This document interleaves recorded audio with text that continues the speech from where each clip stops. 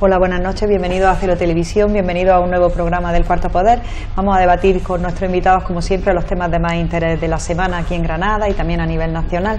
Y esperemos que sea de su interés este último programa ya de la temporada, que ya va haciendo mucho calor y todo el mundo ya quiere tener un poco de vacaciones y disfrutar también de un descanso. ¿Verdad, Eduardo? Buenas noches. Buenas noches. ¿Cuándo te tomas vacaciones? Yo he encantado. Bueno, iba a ser como Cristina Cifuentes, que no me voy a tomar vacaciones. Ahora no me tomo vacaciones. No sé. Pues yo tomaré unos días ahora a mediados de agosto. Perfecto. Yo antes nunca tomaba vacaciones en agosto, me la tomaba en septiembre, realmente. Pero cuando era director de la prisión no tuve más remedio. Me decían en Madrid, oye, tienes que tomar las vacaciones en agosto, que es el mes inhábil, aunque los diputados parlamentarios cobren las dietas, ¿no? Le pagan todos los días. Que es mes inhábil. Y ya cuando estuve ejerciendo como concejal, pues tampoco tenía que tomarme también las vacaciones en agosto. Y ahora, como dependo de mis nietos, de mis nueros o yernos, de mis hijas, que educaron mucho más, pues también en agosto. En agosto, y me llevo todo, nos vamos a veranear toda la familia juntos. Qué bien, fantástico, estupendo. José Antonio, muy buenas noches, buenas bienvenido noches, Pilar, encantado de estar al programa, con qué vosotros. bien, encantada también de tenerte aquí.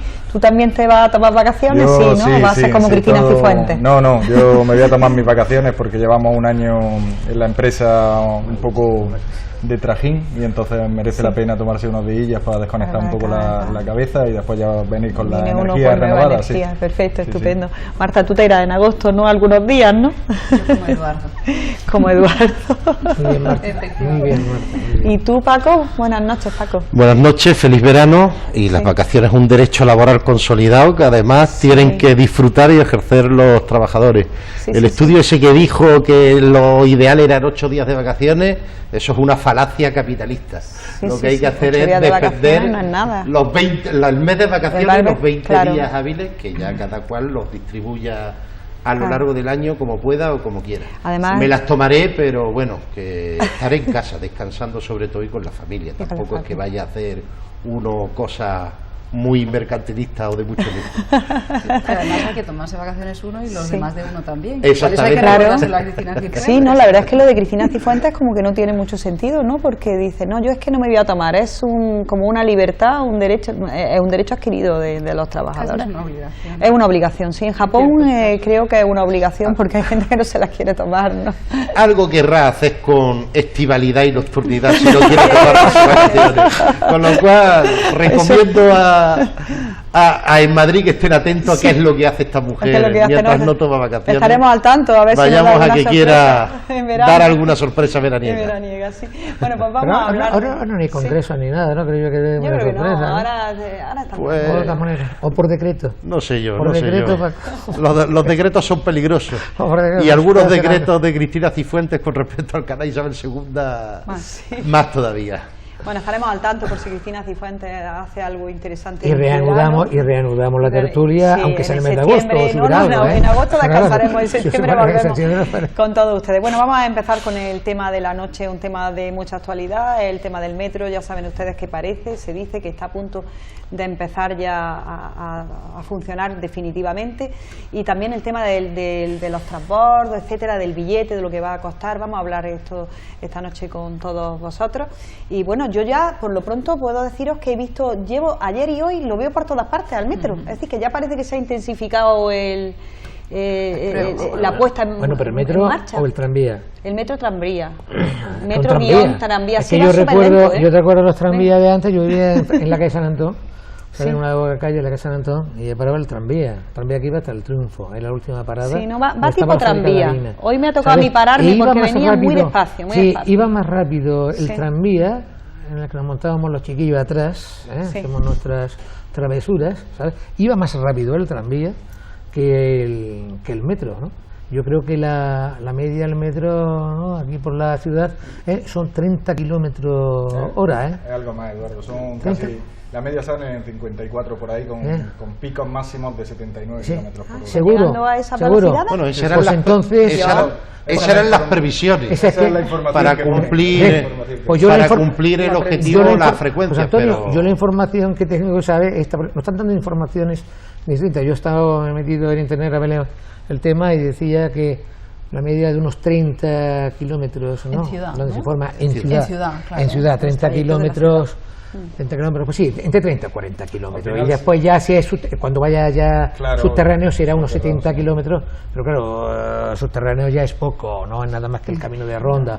Total, que entonces podemos imaginar que la gente va con una velocidad muy lenta y de pronto le van a meter, va a parecer que es un columpio, ¿no? Hombre, pero hay que tener cuidado con la velocidad, ¡bum! Y luego otra vez bajar. Hay que tener cuidado con la fuerza cinética, vayamos a que haya algún problema de seguridad con los auguro, ojalá me equivoque en muchos accidentes, porque yo es que paso habitualmente por la avenida de Andaluces, ¿no? Por la avenida de Andaluces, cruzando por la avenida de la Constitución para ir a mi centro de trabajo. Y algunas veces, ¿no? Soy la campanilla, clink, clink, clink, pero hay gente, a mí tenía que confesar, yo entre ellos, ¿no? Que digo, que suena por ahí, ¿no? Y cuando yo he visto, digo, no, pues si es el tranvía, va a haber accidentes. Hay dos puntos especialmente conflictivos, y es el cruce que decía, hacia la estación de Notren, porque hasta que no tengamos tren, eso es la estación de Notren, es otra estación de autobuses, y obviamente también otro de los puntos conflictivos también es por la altura, la salida que hay hacia Armilla, por la zona esta que PTS, Nevada y toda esa zona. Lo que pasa es que es verdad que un metro que tiene 54 intersecciones, creo recordar que 54 o 57, me acuerdo, señalaron que tiene en su recorrido en superficie por la ciudad, o el sistema de señalización semafórica, que es lo que tiene que ir acompañando para dar prioridad al metro, está equilibrado y bien coordinado con el sistema de señalización de semáforos del propio tráfico de la ciudad, o si no nos encontramos con dos problemas, un problema evidente de seguridad y otro también de la propia movilidad del metro, que obviamente puede ir generando atascos. Uno de los problemas que decía la propia Junta es por qué se retrasaba la entrada en funcionamiento del metro, es porque no se llegaba a la velocidad comercial, es decir, a alcanzar esos cerca de 70 kilómetros hora en algunos tramos y más de 40 en otros, para cumplir las frecuencias establecidas desde el inicio al destino final, y en algunos casos estaba hasta por debajo de 20 kilómetros hora, precisamente por esas conexiones y ahora en sobre las pruebas, todo ahora en las por pruebas, problemas con la plataforma. Había un periodista en las que pruebas de broma decía, va a unos 120 kilómetros hora, ahora en las pruebas me parece que va 120? a unos 20 kilómetros hora, claro. Había un periodista que no recuerdo quién fue, que decía de broma, por el metro ha alcanzado una velocidad tal que si el maquinista del metro va con la ventana abierta, se despeina. Decía, obviamente, pues es necesario ir mejorando la velocidad. Y Paco, ¿qué el tema del transporte, del billete? Cuéntanos un poco. Vamos a ver, hay distintos procedimientos administrativos, aparte de lo que es la gestión de las tarifas, en los cuales pues hay que cubrir pues para la puesta en funcionamiento. Va a ser el Consorcio Metropolitano de Transportes el organismo que se haga cargo pues de la gestión, no del control, porque la gestión está privatizada, ¿no? Pero del control de la gestión del propio metro, y entonces el Consejo de Gobierno de la Junta de Andalucía aprobó un sistema de tarifas que intentó plantearon el mismo modelo que tienen pues otros consorcios metropolitanos en Andalucía, que es cuando se habla pues del 1,35 el billete sencillo, creo que 82 céntimos me parece recordar el título de viaje a través de la tarjeta del metropolitano, etcétera, etcétera. Y ayer por la mañana se reunió el Consorcio Metropolitano de Transporte a la hora de establecer el acuerdo de integración tarifaria.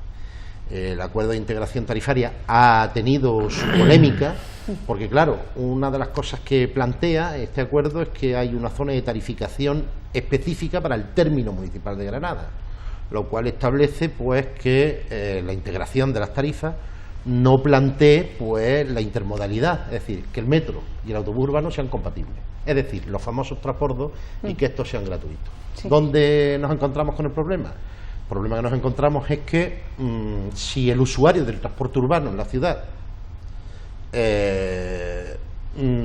tiene posibilidad en 60 minutos de hasta 2 transbordos, pues claro, el hecho de que el título de viaje del autobús urbano no sea válido para el metro y que además ese transbordo sea gratuito, pues penaliza a los usuarios del transporte urbano en la ciudad, hace incompatible el metro con los autobuses urbanos de la propia ciudad y por tanto dos sistemas de transporte público los pone a competir unos con otros.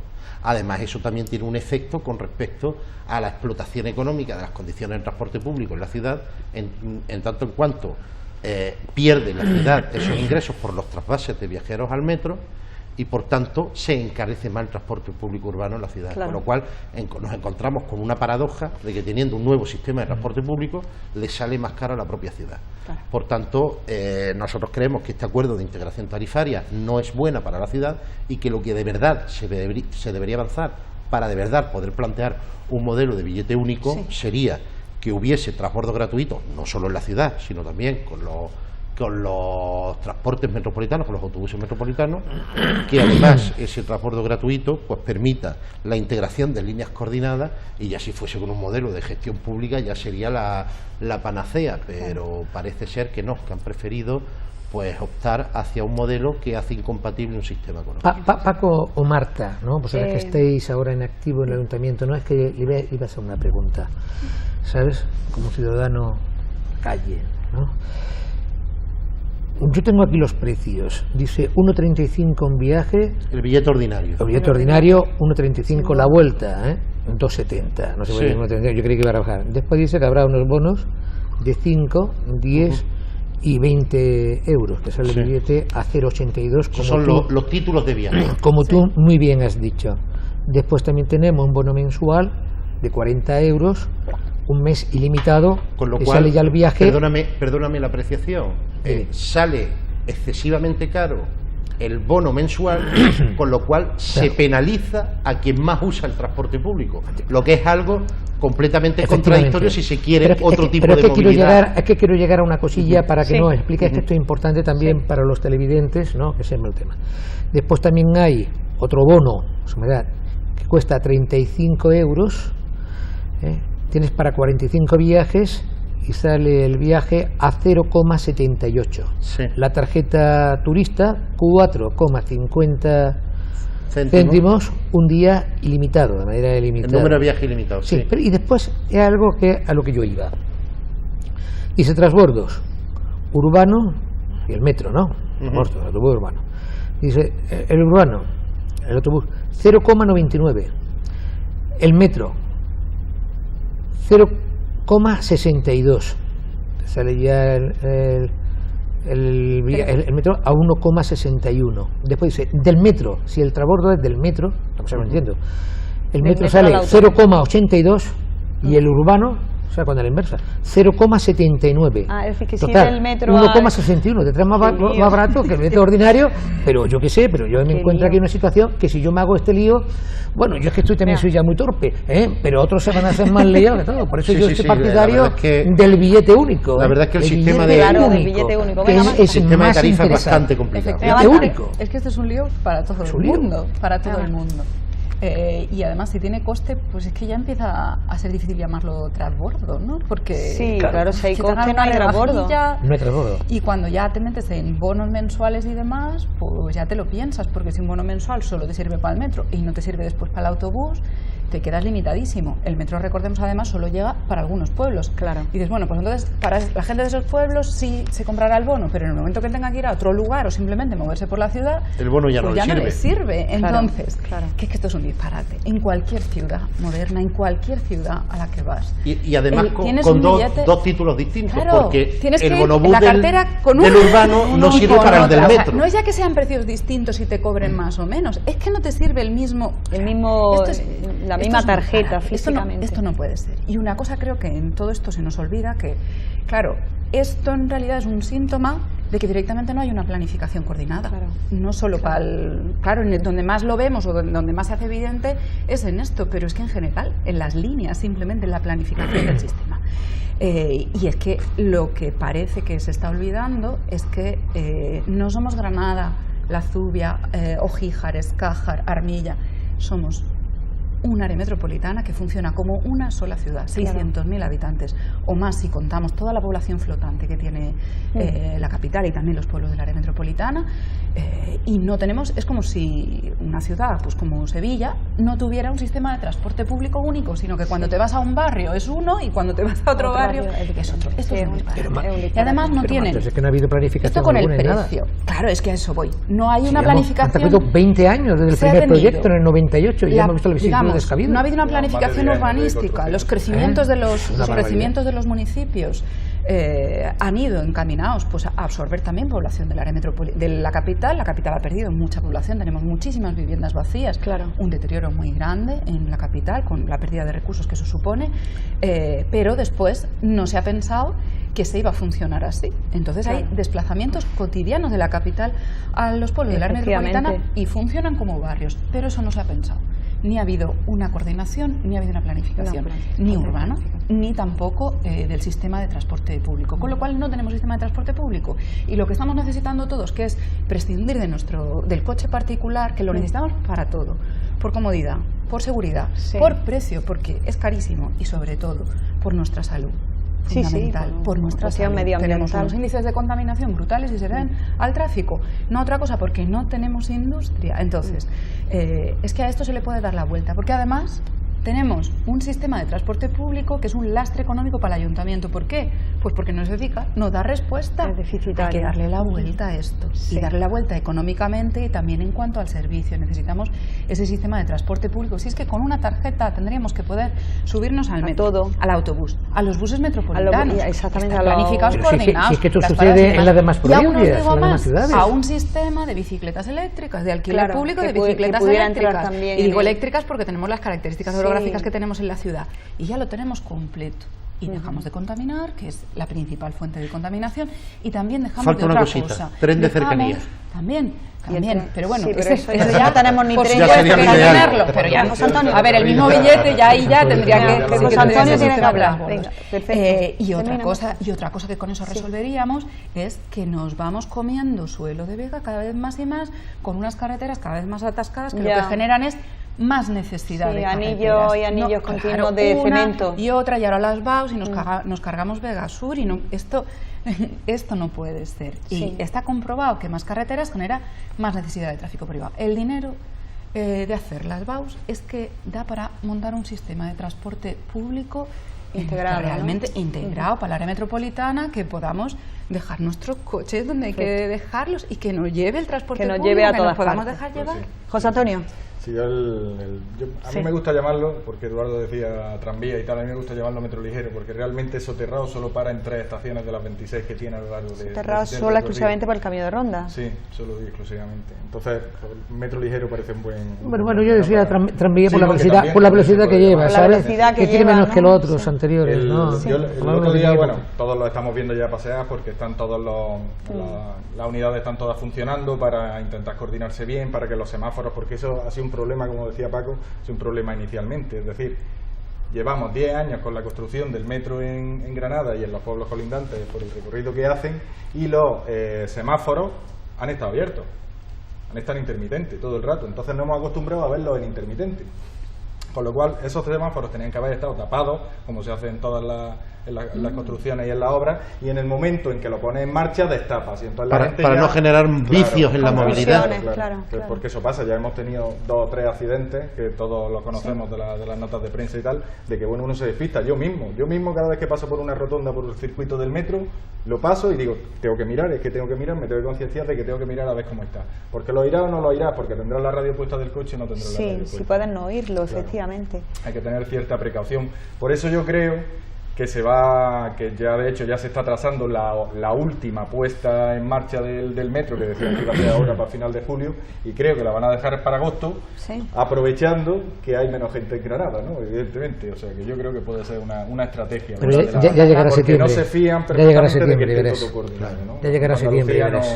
Y la delegación de fomento es posible que no esté segura verdaderamente y dice, bueno, pues lo ponemos en marcha en agosto, pues ya no podemos retrasarlo más porque están todos funcionando, porque los conductores ya tienen las horas de experiencia necesarias, sí, que con eso también ha habido polémica, ¿no? De si tenían o no tenían que ejercer una serie de horas de funcionamiento y tal.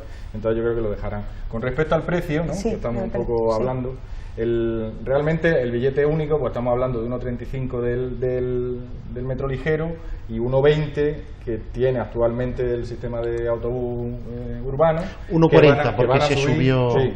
1,40. 20 céntimos. Sé que se subió 20 céntimos, pero ahora mismo no está activo y no sabemos, yo no tengo constancia de cuándo se va a poner. Septiembre, creo recordar que comunicaron. Van a decir, 1,40, 1,35, 1,40. Estamos hablando de 5 céntimos de euro, que eso es lo que vale una gomilola. O sea, que no estamos hablando de una diferencia abismal. No, el problema es que lo tienes que pagar 2 veces. Si tienes que, pero si es que lo en el usas, bonobús, tienes que pagar 2 veces. En el credibús del autobús, que es el que utiliza todo el mundo, que habitualmente coge el autobús, ¿verdad? Estamos hablando de 0,79, de 0,82 y de 0,79 lo que va a costar el bono del metro, ¿de acuerdo? Estamos hablando de 3 céntimos de diferencia, con lo cual el problema no viene derivado en la diferencia económica que hay entre un precio de billete u otro, sino de que el transbordo no sea gratuito. Claro. Ese es el verdadero problema. Es que realmente el sistema de transbordo que hay, que puedes hacer uno y tal, y te cuesta 1,61, si sumas 0,79 más 0,82 da 1,61, es decir, es como si lo estuvieras pagando con el... Pero yo lo que veo, según lo que estáis explicando todo, es que en realidad no hay transbordo.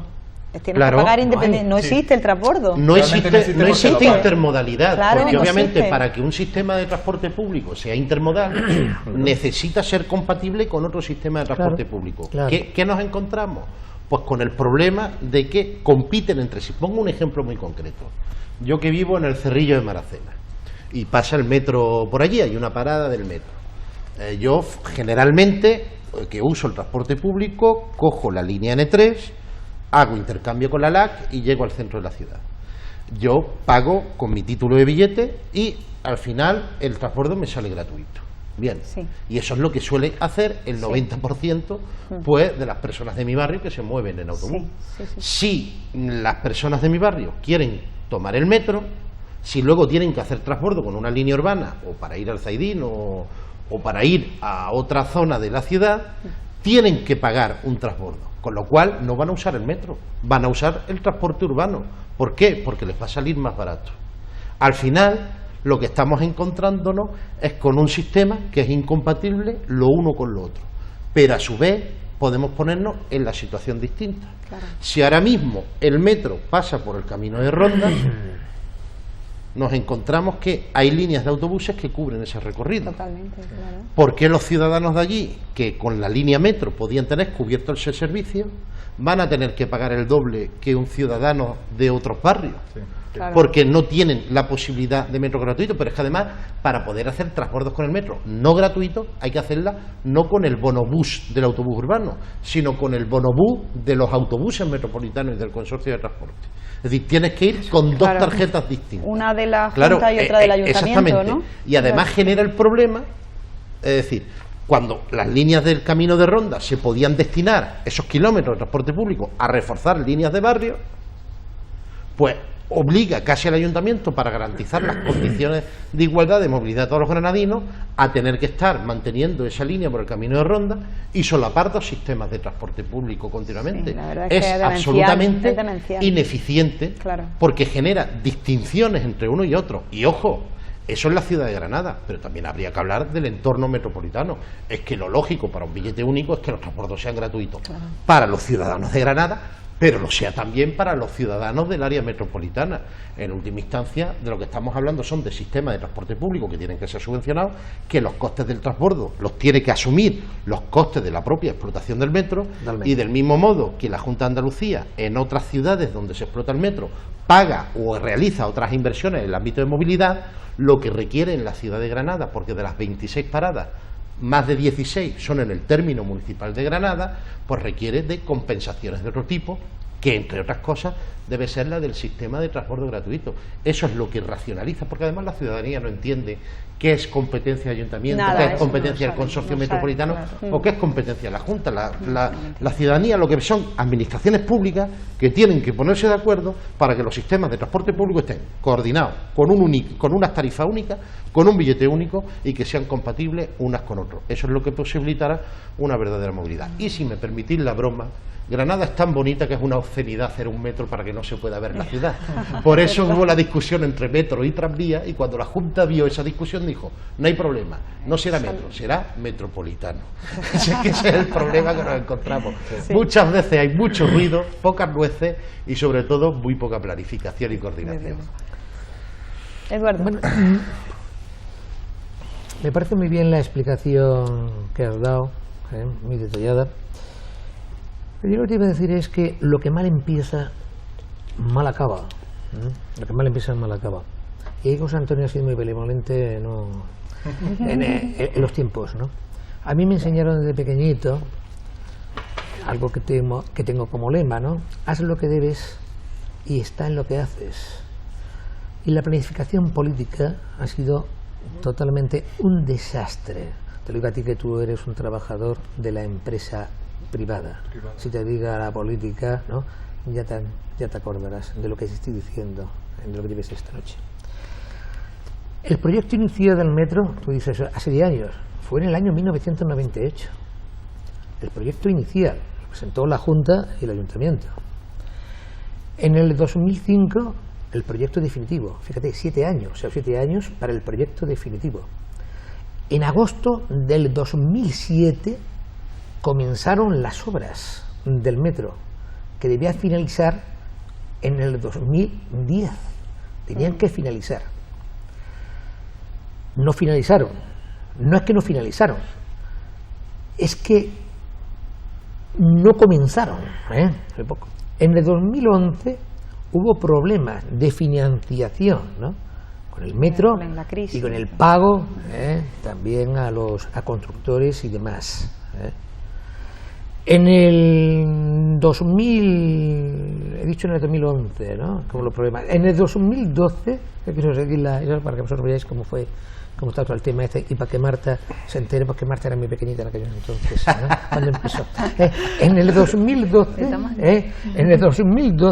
hubo problemas también con la financiación y tuvo que pedir la Junta de Andalucía un crédito de 130 millones de euros al Banco Europeo de Inversiones.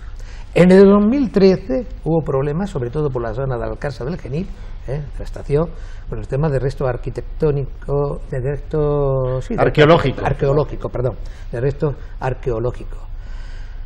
A partir de ahí se empezó a trabajar. Y el año que tardó Adif en dar el permiso para las obras en la estación de Renfe. Sí, es que no quería extenderme mucho más, ¿no? Ya lo que quería llegar al año 2015 con las inauguraciones.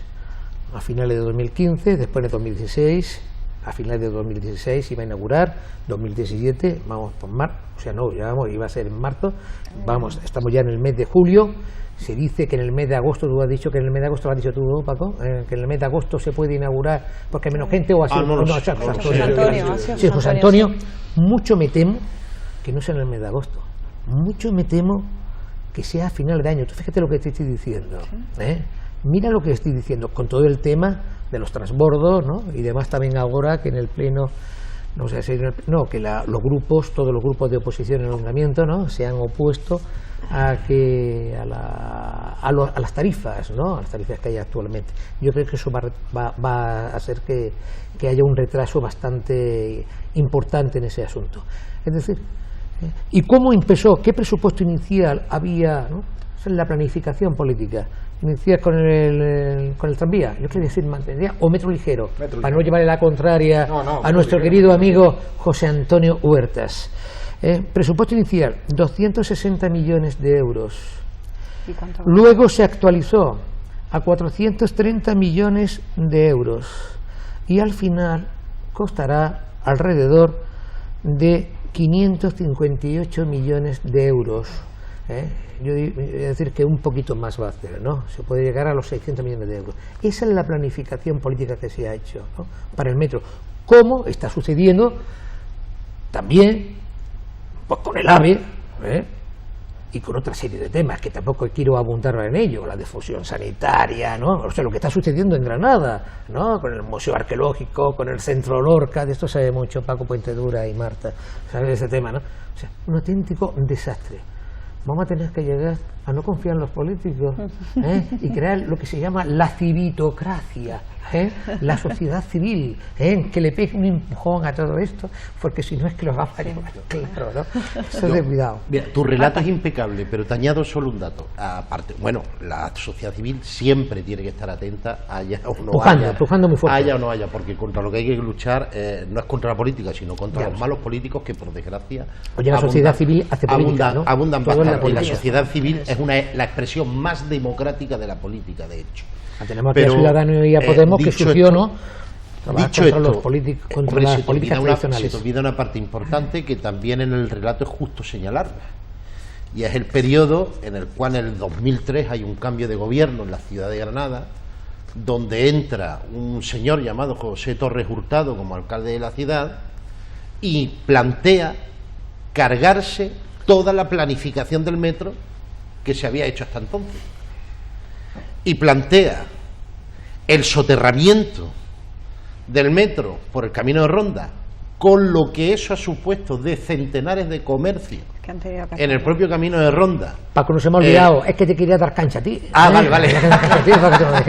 Que han sufrido y la vida en esa zona, pero también gran parte de esos sobrecostes, donde una obra planificada en 250 millones de euros pasa a convertirse en más de 500 millones de euros, es como consecuencia de una postura montaraz por parte del propio ayuntamiento, que no solo no ha facilitado las cosas por parte del metro, sino que también ha sido la excusa perfecta de la Junta de Andalucía para echarle las culpas de su falta de planificación también al propio ayuntamiento. Es decir, el enfrentamiento entre instituciones, que lo único que ha supuesto ha sido sufrimiento y retraso para la propia ciudad.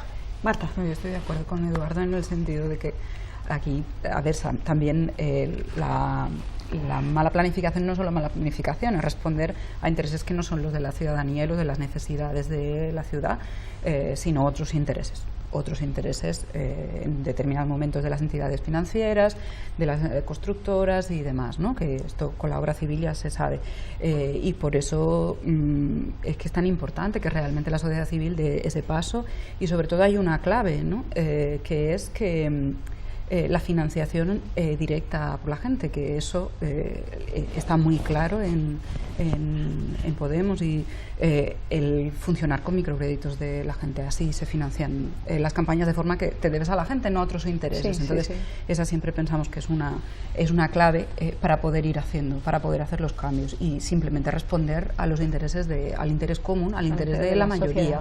Exactamente. Entonces, en este sentido, y volviendo al tema del metro, es que hay una cuestión que es esa del cambio de modelo, de apostar por el transporte público. En esta exposición que hacía Paco, efectivamente las administraciones están compitiendo entre sí, a ver quién consigue ahorrarse más, ¿no? A ver quién soporta el coste de la financiación, claro, a lo que cuesta, lo que tienen que poner las administraciones, hay que restarle lo que se ingresa por billetes. Bueno, pues es la lucha, pues me lo llevo yo, este billete, lo de este transbordo me lo llevo yo, o te lo llevas tú, ¿cuánto me llevo yo? ¿Cuánto? Claro. A ver, que todo es dinero público, lo gestione quien lo gestione, y en realidad lo estamos pagando todos.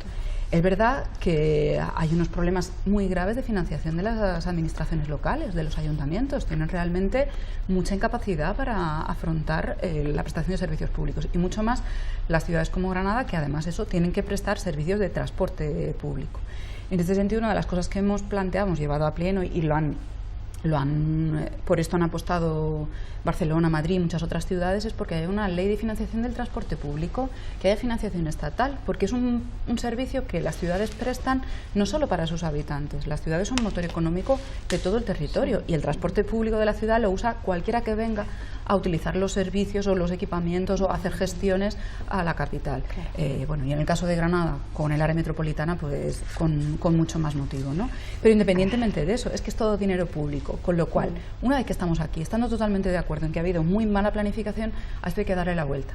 Y hay que apostar por el transporte público, y no podemos dejar que por estas cuestiones pues no funcione el sistema, y dejemos de usarlo, y entonces esos billetes de 500 euros que ahora mismo están tirados por los suelos, por todo lo que ha costado la inversión, hay que ponerlos en valor. Hay que ponerlos en valor y tenemos que poder usar esas infraestructuras y el transporte público y, como decía, prescindir del vehículo privado. Y para eso hay que ponérselo fácil a la gente, porque además todos estos problemas que apuntaba José Antonio, de que efectivamente el problema de la velocidad, esa velocidad que puede alcanzar y la que no alcanza y demás, es por la interacción con el tráfico privado, que es lo que tenemos que ir consiguiendo reducir, no contra nadie, sino a favor de nosotros mismos, de todos nosotros, que volvemos a la misma. Todas las grandes ciudades europeas están apostando por la reducción del tráfico privado, por liberar las ciudades del vehículo privado, porque nos ocupa mucho más, porque nos cuesta a nuestros bolsillos mucho más, porque nos contamina mucho más, nos requiere mucho más tiempo, tienes que aparcarlo, y si hacemos los cálculos de lo que nos sale anualmente mantener nuestros coches, nos sale muchísimo más caro que un buen sistema de transporte público, pero esa apuesta la tienen que hacer las administraciones decididamente, de forma coordinada y dejando de competir unas con otras y prestando un buen servicio. Y esa apuesta hay que hacerla muy rápidamente, porque por supuesto va a haber una transición en la que todavía haya que convivir, digamos, con una gran intensidad de tráfico privado, pero hay que hacerlo cuanto antes, que la gente pueda dejar sus coches para los momentos y para los trayectos, que no queda otro remedio, en determinados momentos para transportar equipajes, para transportar a un familiar que está enfermo, para hacer viajes más largos, para lo que sea, ¿no? Pero por las ciudades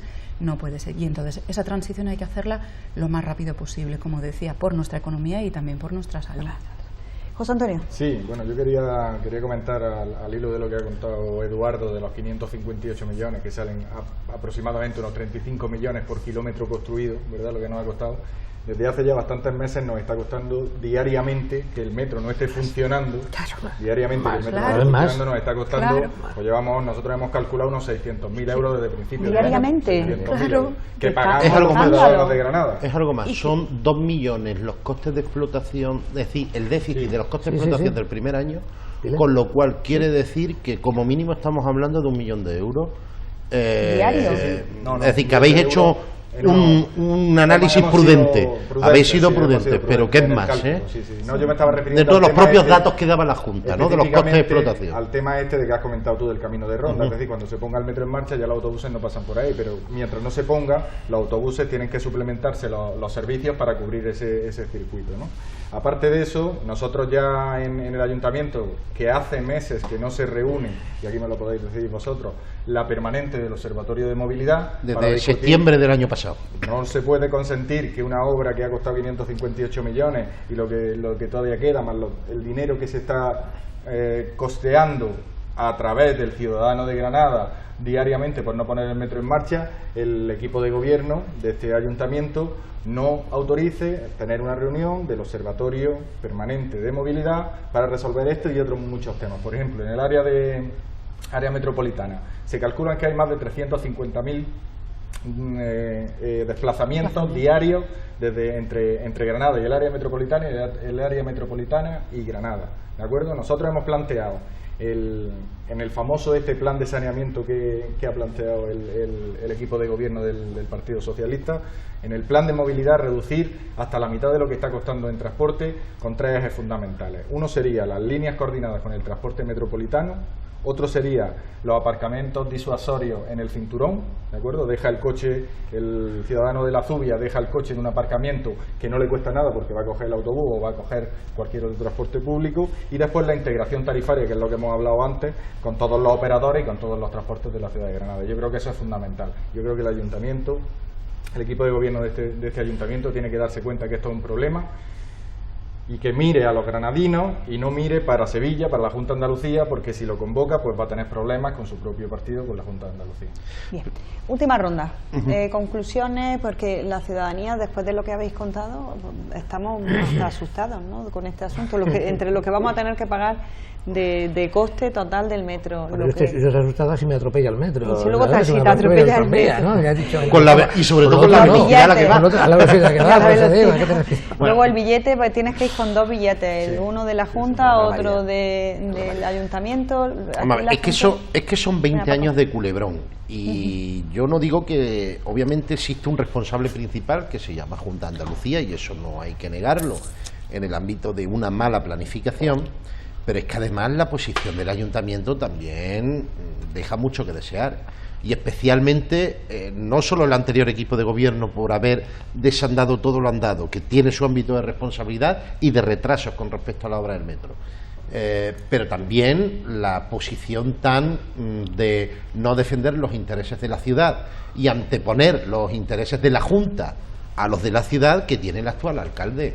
Es decir, la posición del alcalde de Granada, que acepta una integración de tarifas, pero no establece el defender la igualdad en el sistema de transporte público para todos los granadinos con los transportes gratuitos y que eso posibilite avanzar hacia un modelo de billete único, la verdad es que es incomprensible, pero además mucho más cuando en el mes de febrero se aprobó una moción que presentó Izquierda Unida en el Pleno de Ayuntamiento que obligaba al equipo de gobierno, fue aprobada o no tuvo ningún voto en contra porque hubo alguna abstención de algún grupo, pero fue apoyada por la mayoría de los grupos, en los cuales lo que se decía es, oiga, ustedes no pueden aceptar ningún acuerdo de integración de tarifa mientras no se garantice la igualdad de condiciones del sistema actual de transporte público. ¿Cuál es la igualdad de condiciones? Al menos el sistema de transporte gratuito en la ciudad de Granada. Ojo, que nosotros creemos que tiene que ser en el ámbito metropolitano, no solo en la ciudad, porque no se trata de establecer ciudadanos de primera o ciudadanos de segunda, sino que tiene que ser en toda la ciudad, pero al menos el ayuntamiento en el ámbito de sus propias competencias ahí tiene que ser un acuerdo de integración de tarifas que establece una zona tarifaria exclusiva del término municipal. Tú que eres administrativista sabes perfectamente que las competencias en regulación de transporte urbano son exclusivas del Ayuntamiento de Granada. ¿Cómo el Consorcio Metropolitano puede establecer un sistema tarifario único del término municipal de Granada para que los transbordos no sean gratuitos? Nosotros estamos estudiando presentar un contencioso administrativo precisamente por este tema a la integración de tarifas, al menos hasta que no se garantice de forma legal que haya un sistema de igualdad y que el transbordo sea realmente gratuito, que se tendría que decidir políticamente, no llevándolo a un ámbito de judicialización, ¿no? Por otro lado, hombre, no puede ser que el alcalde ya lo hizo con el tema de los hospitales, lo ha hecho con el tema del consorcio o del Centro Lorca, lo ha hecho con el tema del museo arqueológico. No puede ser que el alcalde de Granada anteponga los mandatos de Susana Díaz o del gobierno de la Junta a lo que es el interés de la ciudad. Es que el alcalde es alcalde de todos los granadinos y tiene que defender los intereses de la ciudad. Y es más, si lo que queremos es un nuevo modelo de ciudad, tiene que defender los intereses no solo de la ciudad de Granada, sino de todo el conjunto del área metropolitana. Y nos encontramos con un problema, y un problema que puede ser una oportunidad si de verdad en el modelo de ciudad planteásemos ese modelo de movilidad sostenible que haga depender menos del vehículo privado. El sistema de transporte urbano o la concesión privada de transporte urbano en la ciudad de Granada acaba en el año 2022. De las docenas de operadores que hay de las líneas metropolitanas, la inmensa mayoría de esas líneas, cerca de un 80%, o están a punto de acabar esas concesiones o están en situación de prórroga. Es la oportunidad de oro este año y el que viene para coordinar líneas a nivel metropolitano, a nivel urbano, y para garantizar un modelo de gestión pública que establezca billete único, que no es ninguna idea bolchevique, ¿eh? Que en Madrid el modelo de billete único y de la gestión pública está ahí, en Málaga, en Córdoba, en Sevilla. Hay numerosísimas ciudades donde la gestión de una empresa municipal con participación de los distintos ayuntamientos a nivel metropolitano, obviamente con buenos gestores, como es lógico, plantee ese modelo de integración de billete único y de líneas coordinadas, y al final podamos estar hablando de líneas de autobuses donde sirva para todos los municipios del área metropolitana y permita que el 80% de esos 350.000 desplazamientos que vienen a la ciudad de Granada, que son en vehículo privado, pues se reduzcan pues a un 50, a un 40, y mejoremos pues la calidad ambiental, la calidad de vida de las personas, etcétera, etcétera. Entonces, la solución para ti es líneas coordinadas, transporte único, billete único y transporte gratuito. Y gestión pública. Y gestión pública. Porque además hay que tener en consideración otra cosa. Ningún sistema de transporte se autofinancia. Siempre tiene que tener una subvención. Pero ojo, se trata de una inversión medioambiental, sí, en la salud de las personas, en la calidad de vida, en el desarrollo económico de la propia ciudad y de las oportunidades que pueda tener el ámbito metropolitano, y sobre todo porque ese modelo integrado y de gestión pública genera eficacia y eficiencia a la vez. Insisto, está demostrado en Madrid, en Sevilla, en Málaga, por irnos a ejemplo Córdoba, por irnos a ejemplos cercanos. Nosotros tenemos una gestión privada y el billete más caro de autobús de toda Andalucía. Es que es realmente incomprensible. Eduardo, conclusiones y soluciones que plantea. Un billete único que facilite los desplazamientos de los ciudadanos y también pues bonificaciones especiales, lógicamente no puede ser de otra manera, a familias dependientes, familias no dependientes, a pensionistas y a personas que estén sufriendo el desempleo. Bueno, billete único y estas bonificaciones especiales, por supuesto que a sí, todas estas clases de personas que nos olvidamos, y se ha olvidado también, me parece, la aplicación de las tarifas se ha olvidado. Sí, se ha olvidado de todo esto. Está aprobada y lleva ahora, un año pendiente. Que también te voy a decir una cosa, voy a decir algo positivo sobre el metro, o sobre... Es que ya me ha estado convenciendo, con el metro ligero. El metro ligero José Antonio, el metro ligero o tranvía, ¿no?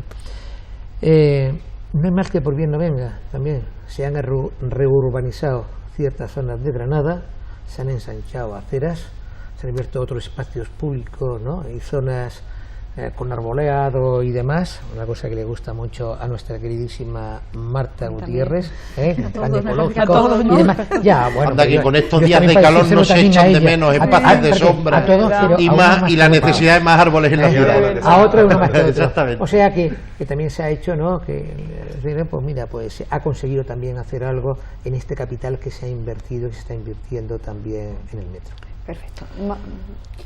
Pues es que para esa ciudad que necesitamos y que soñamos todos, necesitamos más transporte público, necesitamos esa apuesta por el transporte público ahora mismo tiene dos problemas, el económico y el de la eficacia.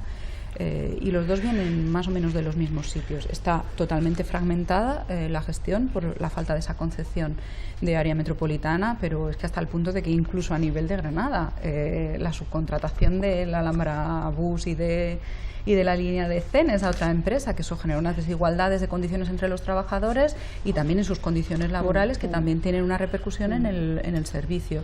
Esto no puede ser, eso no puede ser. Es que incluso hasta dentro de la capital, eso hay que unificarlo. Y de nuevo es como para ahorrarse la empresa concesionaria unos euros que tampoco se ahorran realmente, porque van a beneficio privado. Entonces, eso no tiene ningún sentido. Hay que apostar por esa gestión unificada a nivel de área metropolitana, de no competir entre administraciones, tener claro que tenemos que avanzar hacia un modelo de transporte público eficaz, que podamos prescindir todos de nuestros coches, porque es que nos sale muchísimo más caro el vehículo privado en todos los sentidos, y a la larga aún más los problemas de salud, la influencia en el cambio climático, que también nos va a salir carísimo, la reacción al cambio climático, todo esto nos está saliendo mucho más caro y nos aleja de la ciudad que todos queremos vivir, efectivamente.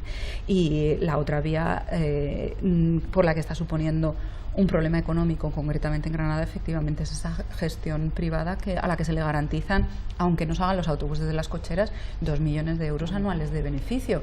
Esto no puede ser, porque es un negocio sin riesgo. Claro. Para esto mejor hacemos la gestión privada, exactamente, hacemos gestión pública directa, porque si todos los costes se van o se aportan por billete o se aportan por vía dinero, vía subvención, y además se garantiza siempre un beneficio, me parece que esta empresa no es tal empresa, no tiene ningún riesgo, así la querría cualquiera y no la queremos nadie para el transporte público. Entonces, ahora mismo está en ciernes el plan metropolitano de transporte, y es crucial que ese plan sea coordinado de toda el área metropolitana. Sabemos que se están planteando opciones de ampliar líneas de metro o ampliar las líneas que sean más las líneas únicas, como la de Cenas, que es única desde Cenes hasta la estación de autobuses, pues más allá, es decir, esa concepción únicamente de ciudad, y que avancemos hacia esa gestión única, que cuando tengamos billete único sea porque detrás hay una planificación única y una gestión única. Perfecto. Conclusiones, José Antonio. Pues nada, yo creo que ya la hemos explicado un poco. La idea nuestra es tener una integración tarifaria, ¿verdad?, con todos los operadores y con todos los transportes. los aparcamientos disuasorios en el cinturón de la capital y por supuesto unas líneas coordinadas con en el cinturón de la capital sí, pero en La Vega no. No en La Vega, no, hemos dicho en el cinturón de la capital. Siempre hay que definir bien esos espacios para hay que... espacios municipales que pueden cederse para tener, si realmente lo que nosotros estamos hablando es tener un descampado donde la gente pueda dejar el coche con seguridad, que no le pase nada. Es que están vacíos, los que hay. Incluso los que hay. Incluso hay parking vacío. Por ejemplo, en la zona de Cruz del Lago, en la zona del parking de la Hípica, es que hay zonas, por ejemplo, donde el parking de la Hípica, que por cierto es municipal, y se está vendiendo, se está mal vendiendo, se está descapitalizando y despatrimonializando la ciudad, tiene hasta 900 plazas. Imagínense ustedes lo que es la posibilidad que el propio ayuntamiento ponga en un modelo de gestión única de aparca usted su vehículo y coge una lanzadera y usa el transporte público. Correcto. Las posibilidades que da de descongestionar de tráfico a la propia ciudad, y además es que hay recursos para poder hacer realidad precisamente esos parking disuasorios que están justo en toda la zona sin tocar La Vega, porque es que los concesionados están vacíos, que no el plan de movilidad urbana sostenible que planteó el ayuntamiento dibujó una serie de parking disuasorios en plena Vega, donde dices, hombre, no, La Vega está para su regeneración y recuperación agrícola, no para convertirla en cementerio de vehículos, ¿no? Perdón por la interrupción, lo siento. Sí, el asunto un poco es que nosotros vemos que esto es un problema de Granada, que esto es un problema de los granadinos, que lo estamos pagando diariamente todos los granadinos, que el ayuntamiento es donde está el equipo de gobierno que en teoría gestiona esta ciudad y puede indicar por dónde va la estrategia a seguir, pero lo que nosotros intentamos animar es al alcalde que cuando se levanta por las mañanas pues intente mirarse menos al espejo y abra más la ventana para mirar los problemas de los granadinos que están ahí en su propia puerta, nada más. Perfecto. Bueno, yo antes de concluir simplemente quiero saber, tú dices, José Antonio, que en agosto, que se va a poner en marcha creo que en agosto. Sí.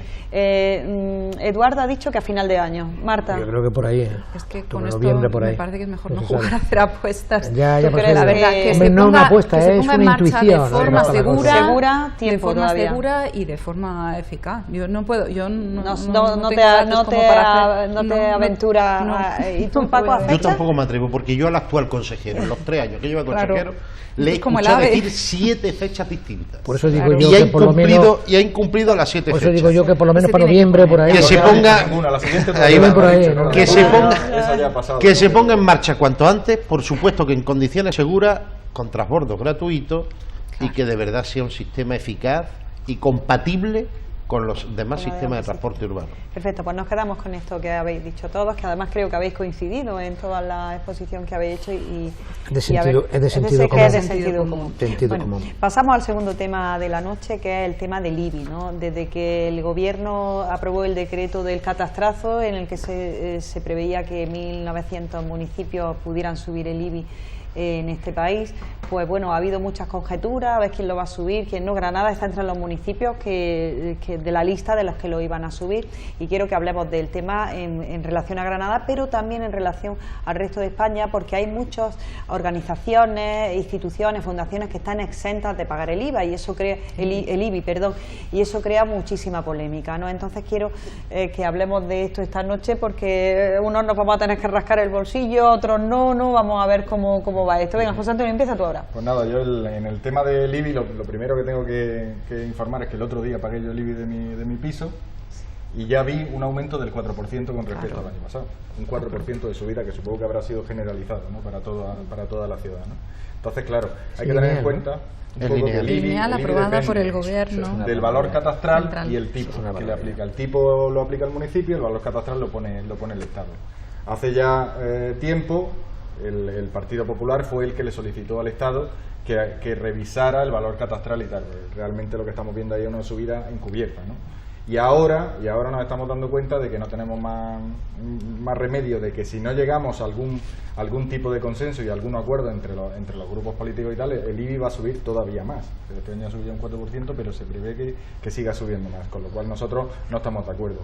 Lo que nosotros proponemos es que se rebaje, porque la subida catastral va a ser, esa es sí o sí, pero que en el tipo de interés que aplica el municipio, el Ayuntamiento de Granada en este caso, se rebaje el tanto por ciento necesario para que el IBI se quede exactamente igual que en años anteriores. Eso es lo que nosotros promovemos. que eso evidentemente repercute en las arcas del ayuntamiento, pero bueno, ahora quizás en una segunda parte daremos un poco más de explicación. Marta. Sí, lo que pasa es que si desde Granada planteáis que se arregle lo que desde el Gobierno central se está haciendo y además al que se está apoyando, o sea, se aprueba, o sea, es un gobierno del PP apoyado por Ciudadanos que plantea esta subida y es que es una política impositiva totalmente antiprogresista, esa subida lineal indiscriminada, pero sigue manteniendo un modelo de financiación de los ayuntamientos totalmente insuficiente. Entonces, descarga sobre las espaldas de la gente así de forma lineal, puedan o no puedan, estén en una situación o en otra, y a la vez a los ayuntamientos no se les da suficiente financiación como para prestar los servicios públicos, que a su vez los subcontratan porque no soportan la deuda y la deuda se acumula con las empresas, es decir, es un modelo totalmente insostenible. Entonces, que es que primero tenemos que pensar en un modelo fiscal que sea progresivo realmente, que quien puede aportar más, aporte más,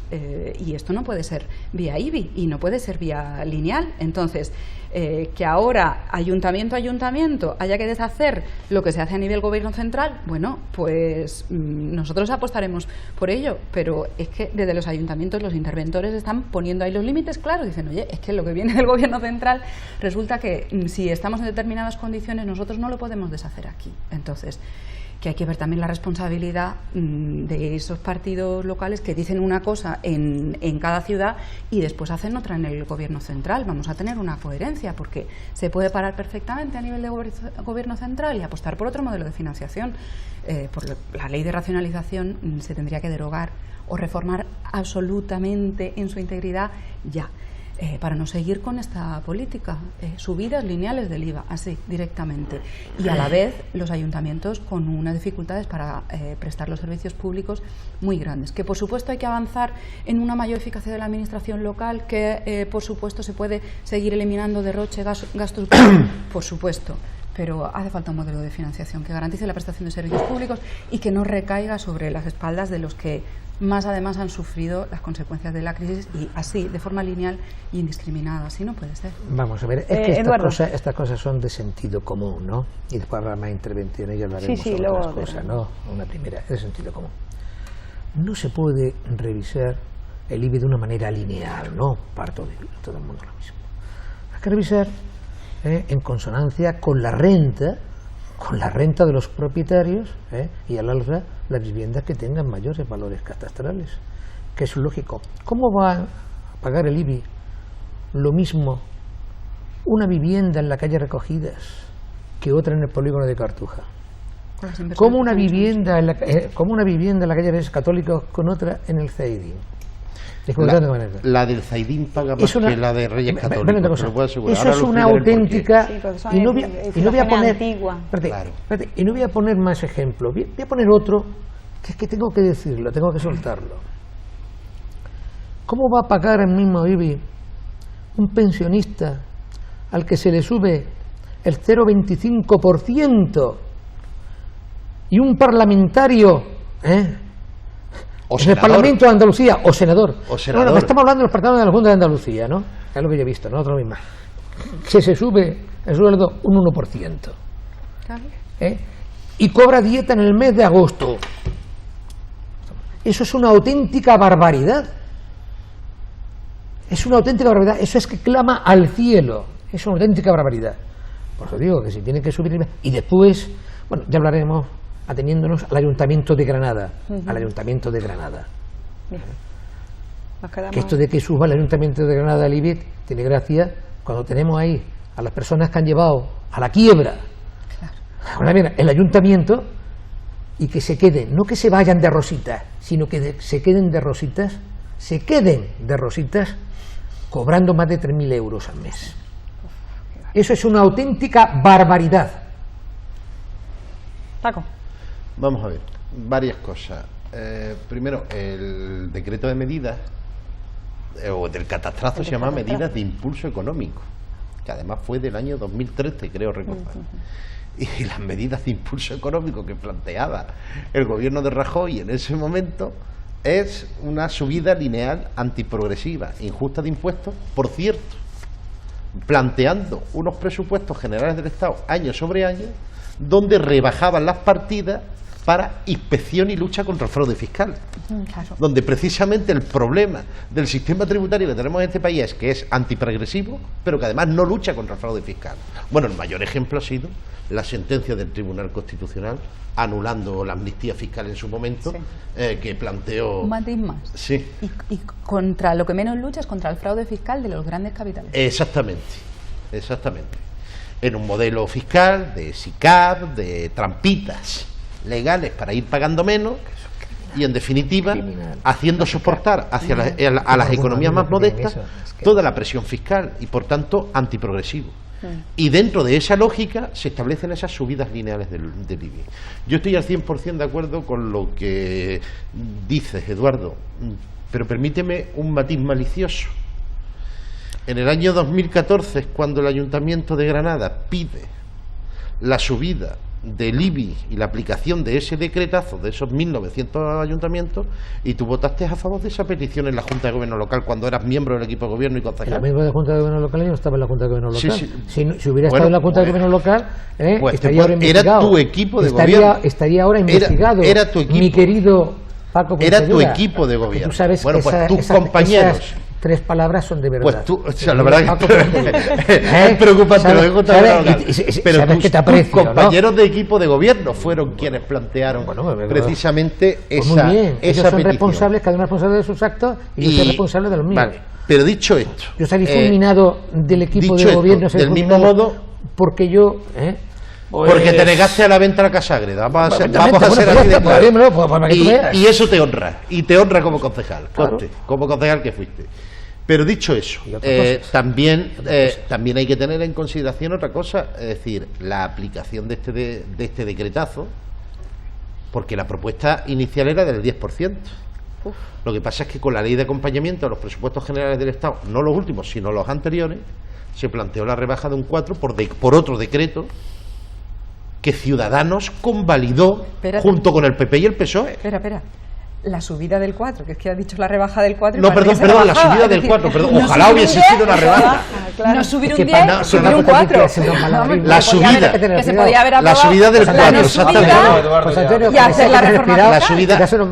La subida del 4, cierto. He tenido, si he dicho rebaja, he tenido un lapso. Esa subida del 4%, con lo cual, claro, es que no tiene sentido y no tiene razón. Y además lo que está faltando en los ayuntamientos, aparte de una ley de financiación, pero con respecto al IBI, y lo que tiene que hacer el Ayuntamiento de Granada es la ponencia de valores. Si es que el problema que tenemos en Granada, yo el otro día se lo explicaba, es decir, ¿por qué determinado representante público, yo qué sé, que pudiera ser senador y que pudiese vivir en la calle Ganivet en esta ciudad, paga menos de IBI que un vecino de La Chana? Pues porque construcciones históricas que se han revalorizado con el boom inmobiliario muchísimo, no le ha afectado al valor catastral, porque existe cierta correlación entre el valor catastral y las capacidades de renta de las personas. No se han revalorizado las ponencias de valores y, sin embargo, barrios enteros, en Albaida, en el Zaidín, en el norte, en La Chana, que se han hecho al albur del boom inmobiliario, tienen valores catastrales altísimos, cuando ha bajado el precio de la vivienda en esas zonas. Con lo cual tenemos un sistema tributario con respecto al IBI completa y absolutamente antiprogresivo. Y por tanto eso hay que corregirlo. Obviamente la ponencia de valores no solo tiene que actualizar los valores catastrales, porque del 97 para acá puede ser que en la línea general todo haya ido creciendo. Tienes que compensarlo con el tipo, que es la decisión que adopta el ayuntamiento. Y a partir de ahí también tienes que ser consciente, ojo, que puede haber viviendas en el casco histórico, en el centro de la ciudad, o en el Albaicín, que a lo mejor tenga un valor catastral muy alto, pero no lo han usado las familias para especular, porque es su residencia de toda la vida, y a lo mejor estamos hablando de pensionistas o rentas bajas, etcétera. Para eso están las bonificaciones del IBI social. No sé si me estoy explicando. Así, son como vasos comunicantes. Lo que por un lado sube, por otro lado hay que bajarlo. Pero hay que establecer la mejora en los ingresos, pero desde luego no con subidas lineales, sino aplicando criterios de progresividad fiscal. Por último, la lucha contra el fraude es fundamental. Voy a poner un ejemplo muy concreto. ¿Por qué residencias privadas, que son negocios lucrativos, u hospitales privados, que son negocios lucrativos, están exentos de pagar de IBI, porque eso ocurre en esta ciudad, por el mero hecho de pertenecer a una orden religiosa, pero son actividades lucrativas porque no están sujetas a ningún tipo de fin social, y sin embargo, hospitales públicos y residencias públicas en esta ciudad sí tienen que pagar IBI. Miren ustedes, cualquier fundación o religión, sea de la confesión que sea, tiene que estar sujeto al pago de impuestos. Y si luego su labor tiene una función social concreta, pues obviamente tendrá que estar bonificado en función de los valores y los fines que tengan. Pero no puede ser que un hospital público pague IBI y sin embargo un hospital privado, que es un negocio lucrativo, esté exento por el hecho de que pertenece o está en el ámbito de una orden religiosa. Insisto, sea de la confesión que sea. Bueno, o cualquier fundación vinculada a cualquier organización política o a cualquier sindicato. Lo digo porque muchas veces eso, aunque yo, los sindicatos que conozco y las organizaciones políticas que conozco, pagan su José Antonio, ¿qué piensas de estas exenciones de las que nos habla Paco? ¿Hay confesiones religiosas, fundaciones, etcétera, que no pagan el IBI? Yo entiendo que todo el mundo tiene el IBI, que es el impuesto de bienes inmuebles. Si es un inmueble, ya sea una iglesia, una sinagoga, una catedral, ya sea una mezquita, ya sea una residencia privada, como ha llamado, ya sea un hospital público, ya sea un hospital privado y tal, es un inmueble y por tanto debe de asumir el impuesto que propone el ayuntamiento para tener una recaudación para poder prestar los servicios que necesita ese ayuntamiento. Es decir, que todo el mundo, que piensas que todos tienen que tener, sí, incluidas las administraciones públicas, todos los edificios, todos los de dominio público, las administraciones públicas que pueden ser a nivel regional, que pueden ser a nivel provincial, que pueden ser a nivel estatal, pero el IBI es un impuesto municipal. Entonces, si eso fuera así, la arca del ayuntamiento inmediatamente subirían bastante. Si es que lo que no se puede consentir en este ayuntamiento es que haya 16 millones de euros de IBI sin cobrar. 16 millones de euros de IBI sin que cobrar. La recaudación falla. Hay una cantidad de más de 10.000 euros, de más de 160 IBI que no se han cobrado, de más de 10.000 euros, que ninguno de los que estamos aquí llegamos a esa cantidad. De todos modos digo una cosa, yo entiendo que los bienes de titularidad pública están sujetos al impuesto siempre que esos bienes no estén afectados a ofrecer un servicio público. Es decir, un centro educativo, yo creo que no tiene que pagar, igual que un hospital público, no tiene que pagar porque está sujeto a un servicio público. Ahora bien, una vivienda privada o patrimonial, Eduardo, que sabe que es casi de concejal de patrimonio, una vivienda patrimonial que se alquila o que no sea una vivienda social, que tampoco tienen por qué estar sujetas a IBI, o una plaza de aparcamiento patrimonial, o un solar que se plantea para enajenar, y algunas veces la administración ha sido quienes más han estado especulando o han jugado a la especulación, pues claro que tiene que estar sujeto al pago de los impuestos. Ahora bien, algo sujeto a un servicio público, no, porque en última instancia no estaríamos haciendo trampas en el solitario. Otra cosa es que se negocie con determinadas administraciones pues el coste que al ayuntamiento le supongan esos bienes y se hagan las transferencias de crédito necesarias por las distintas administraciones a la hora de garantizar financiación suficiente por parte de los ayuntamientos, pero no haciendo eso cargar sobre el coste de un servicio público, porque yo creo que eso afectaría a la propia gestión del servicio y a la calidad que tiene que recibir la ciudadanía. Marta, las exenciones, sobre el tema de las exenciones. Exactamente, pero son cosas distintas. Una cosa es el IBI y otra las exenciones. Cobro que efectivamente hay que mejorar. Vamos, es que ya hay no es una duda que a todos es que nos... se puede, claro, evidentemente, no se pueden dejar todos esos IBI sin cobrar. Y otra cosa son las exenciones. Efectivamente, lo que está sujeto, lo que está dedicado a servicios públicos o a fines sociales, es lógico que esté exento, pero el mecanismo por el que está exento lo que termina redundando es en esa insuficiente financiación de los municipios. Volvemos a la misma. Si por otro lado, como decíais, se le compensa al municipio, pues perfecto, porque claro, no le va a cobrar a la administración autonómica que está prestando un servicio público ese IBI, pero es que el ayuntamiento tiene que prestar también servicios públicos, limpieza, transporte público, que también están ayudando a prestar ese servicio. Con lo cual, si pensamos en que todo es financiación pública, llegamos a esa conclusión. Hay que garantizar, ¿no?, esa financiación suficiente de los ayuntamientos, que ahora mismo no está garantizada.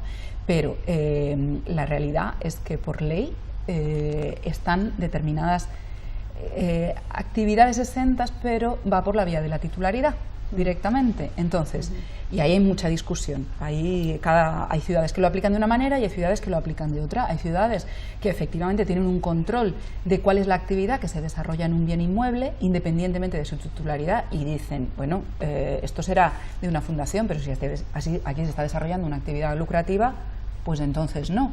Pero hay ciudades que no lo hacen, y en Granada no se hace. Nosotros pedimos el listado de bienes exentos y nos encontramos muchas sorpresas, porque aparte parece ser que también hay falta de actualización de los titulares y por tanto de las exenciones, bienes que ya no deberían estar exentos.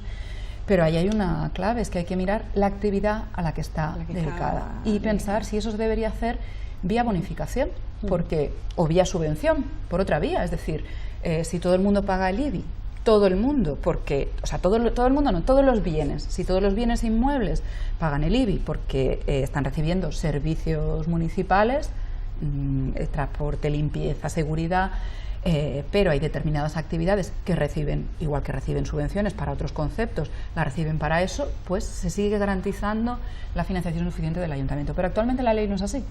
Entonces, ahí lo que entendemos que tiene que quedar claro es que la exención tiene que ser para la actividad, porque efectivamente pasa con la Iglesia Católica, pero pasa también con las fundaciones, pasa también, por ejemplo, con Cruz Roja, todos los bienes de titularidad de Cruz Roja también no paga IBI. Cruz Roja en general, todos sus bienes los dedica a fines sociales, pero efectivamente hay que avanzar mucho más, habría que mirar mucho más esa ley de exenciones y también poner eso en cuestión. Desde luego, independientemente de que la titularidad sea de la Iglesia Católica o de cualquier otra confesión, si se está destinando a un uso lucrativo, es que entonces entramos incluso en cuestiones de competencia desleal, ¿no? Sí, pero porque si no están soportando unos costes que otra empresa que está teniendo esa misma actividad, si lo tiene que sostener, entramos en otro... Sí, lo que pasa es que la Iglesia Católica normalmente no suele dedicarlo a fines lucrativos, no suelen ser a fines sociales, ¿no? ¿Cómo que no? O Pues religiosos. Te voy a poner ejemplo. No creas, del listado que obtuvimos, que eso en colaboración con Granada Laica... Bueno, a lo mejor la residencia. Claro, se hizo un análisis, por ejemplo. Se hizo un análisis muy pormenorizado de las actividades a las que estaban destinadas los bienes y bueno, hay muchas sorpresas, efectivamente. Te pongo algunos ejemplos. Los colegios están destinados a un uso público, a un servicio público. Si son colegios privados y obtienen un ingreso, claro, efectivamente. Ya, pero es que eso entramos ya en el concierto, es la utilización de un servicio público. No, estamos hablando de actividades lucrativas, totalmente privados, no estamos porque los colegios concertados sí están exentos. Sí, los concertados sí. Los concertados sí están exentos. Otra cosa es si tiene o no que haber más conciertos o menos, o hay que avanzar hacia el público. Pero que ese es otro tema. Pero ahora mismo está exento. Estamos hablando de actividades, pero además se produce viviendas en alquiler, se produce un problema. Actividades privadas. Pero además, una de las cosas que hay, porque el propio ayuntamiento reconoció que de las alrededor de 2.000 exenciones que hay sobre el impuesto, que se aplican sobre el impuesto de bienes inmuebles en la ciudad de Granada, cerca de 400 estaban sin expediente administrativo. Y de hecho hay muchos casos donde, por ejemplo, porque eso ya, quiera o no quiera el ayuntamiento, eso necesita otra modificación de la ley, pero sí del propio ámbito normativo que tenga el ayuntamiento, hay casos por donde se plantea un templo, por poner un ejemplo, no voy a decir en qué lugar, pero que anexo a ese templo hay una serie de locales. Y esos locales hoy por hoy tienen una actividad comercial y lucrativa. Y no pagan. Y sin embargo, en el expediente incluyen no solo el templo, sino todo lo que hay alrededor. Sí, y cuando hay aspectos que son lucrativos, que deberían estar sujetos. Por cierto, tampoco es nada revolucionario decir que las iglesias, insisto, sea la confesión que sea, estén sujetos al pago de impuestos, pero mayor presencia del catolicismo, influencia del catolicismo que pueda haber en Italia, lo hay en pocos lugares. Mayor de los países donde mayor patrimonio pueda tener la iglesia es en países como Italia, como también España. Y el propio gobierno italiano ha regulado una norma por el cual obliga a la Iglesia Católica a tener que pagar impuestos. Otra cosa es que luego lo que esté destinado a fines sociales tenga las bonificaciones correspondientes, subvenciones o lo que pero sea. que se garantice la igualdad y no privilegio. Insisto, sea la confesión religiosa que sea, no se trata solo de señalar a una confesión bueno, de parece... Pero ojo, que ahí ya vamos a un cambio de ley. Que Eduardo, yo también estoy de acuerdo y también con Juan Antonio. Eduardo, ¿piensas que las confesiones estamos... religiosas debían de estar exentas? A ver, yo creo que estamos de acuerdo todos en lo que está escuchando. Me toca hablar el último sobre el tema, ¿no? Pues estoy totalmente de acuerdo en lo que tienen hablado, ¿no? Por los tres compañeros con tertulio. Hombre, la Iglesia Católica está haciendo una magnífica labor social, por ejemplo, a través de Caritas, a través del Banco de Alimentos, como también otras confesiones religiosas, evangélicos en las diversas ramas también que yo conozco. Pues también está haciendo una magnífica labor también el reparto de alimentos y demás, ¿no? En diversos barrios como en La Chana, en el Cedín, ya digo, están trabajando también allí. Pero una pregunta, Eduardo, ¿por qué una ONG sí tiene que pagar el IBI de su local esas bonificaciones y otras no? Ya. Si es que ese es el problema. Estamos de acuerdo. Lo que sucede, lo que tú has dicho antes de la Iglesia, yo estoy de acuerdo contigo en una cosa, en lo que has dicho de Italia. Lo que pasa es que en España estamos muy mal acostumbrados. Entonces, claro, no le hemos vivir una fe fuerte, una fe religiosa fuerte, que digan, yo pago esto, colaboro en el mantenimiento de esto, que no que te lo mantenga el Estado. Eso no te parece. Así es muy fácil ser católico, ser protestante y ser otra cosa, ¿no? Eso es que es muy fácil, ¿no? Ser religioso, ser católico, apostólico romano, ser evangélico, o ser también musulmán, o sea, de lo que sea, yo meto a todos allá. Lo que yo no me sustraigo, hemos estado hablando de esto, ahí terminamos ya el tema, es el ayuntamiento. Aquí tenemos a dos concejales del ayuntamiento, yo también he sido concejal del ayuntamiento. Entonces, yo he hecho cuentas, y me he encontrado que tenemos 27 corporativos, digo por lo que está sucediendo con el IBI, porque ahí nadie se pone de acuerdo. ¿Qué va a pasar con el IBI? Nadie se pone de acuerdo. Vamos a subir el IBI a los ciudadanos. O sea, en el saneamiento, perdón un momentito, Marta, en el saneamiento, me refiero del saneamiento, perdón. Vamos a subir el IBI a la ciudadanía. Vamos a pagar esta... No. Aquí tenemos 27 corporativos en el ayuntamiento. Tenemos 25 cargos de confianza y secretarios de grupos municipales. Tenemos 22 altos cargos de libre contratación política. Entre todos ellos, anualmente, hay un gasto total, eso se lo digo a los ciudadanos, no al Partido Ciudadano, también lo digo para que lo oigan, ¿no? A los televidentes, a los ciudadanos en general. Un total de 3.938.561 euros. Bien. Tenemos también, mis queridos compañeros contertulios, mis queridos amigos y televidentes, que con el 4% del IBI el ayuntamiento obtiene mucho menos, 2.743.912 euros. He venido con los deberes bien hechos, 912 euros. Yo no digo que vayamos a condenar, yo sé que vosotros tenéis rebajado, o sea, habéis reducido el sueldo, algo que os honra, un poco metedura, como también a Vamos Granada y demás. Les digo que yo no quiero condenar a los concejales al hambre. Yo sé que lo que va a decir Paco ahora después, o me puede decir, al hambre. Las familias tampoco son responsables. Oye, que estoy de acuerdo contigo. De la ineptitud. Sí, no, espera, otra cosa que te iba a decir. Las familias no son responsables de la ineptitud, de la irresponsabilidad y de los inútiles que han sido los que gestionan el ayuntamiento. Las cosas como son. Pero madre mía, si es que no hace falta castigar a la ciudadanía cuando los responsables de lo que está sucediendo en el ayuntamiento son los que se llenan la boca hablando, ¿no?, de subir esto, de subir lo otro y demás, cuando tenemos cargos de confianza, que tengo aquí los sueldos, por ejemplo, de los coordinadores generales. El sueldo medio es de 70.742 euros, como el vicepresidente del gobierno. Eso es una auténtica barbaridad. Es que no tenemos funcionarios en el ayuntamiento, porque yo he sido concejal del equipo de gobierno del ayuntamiento y yo no tenía nadie de fuera. Tampoco me lo hubieran aceptado. Pero yo no he tenido ninguno de fuera. todo era del ayuntamiento. Yo me fiaba de mis funcionarios, de los funcionarios del ayuntamiento, que han entrado por oposición. De hecho, no sé ese es el tema, ¿eh? Pero lo que no se puede hacer es, por ejemplo, esto, ¿no? Y después tenemos los directores generales, bueno, esos son funcionarios, ¿sabes? Pero no todos, no todos. Algunos de otra manera, claro.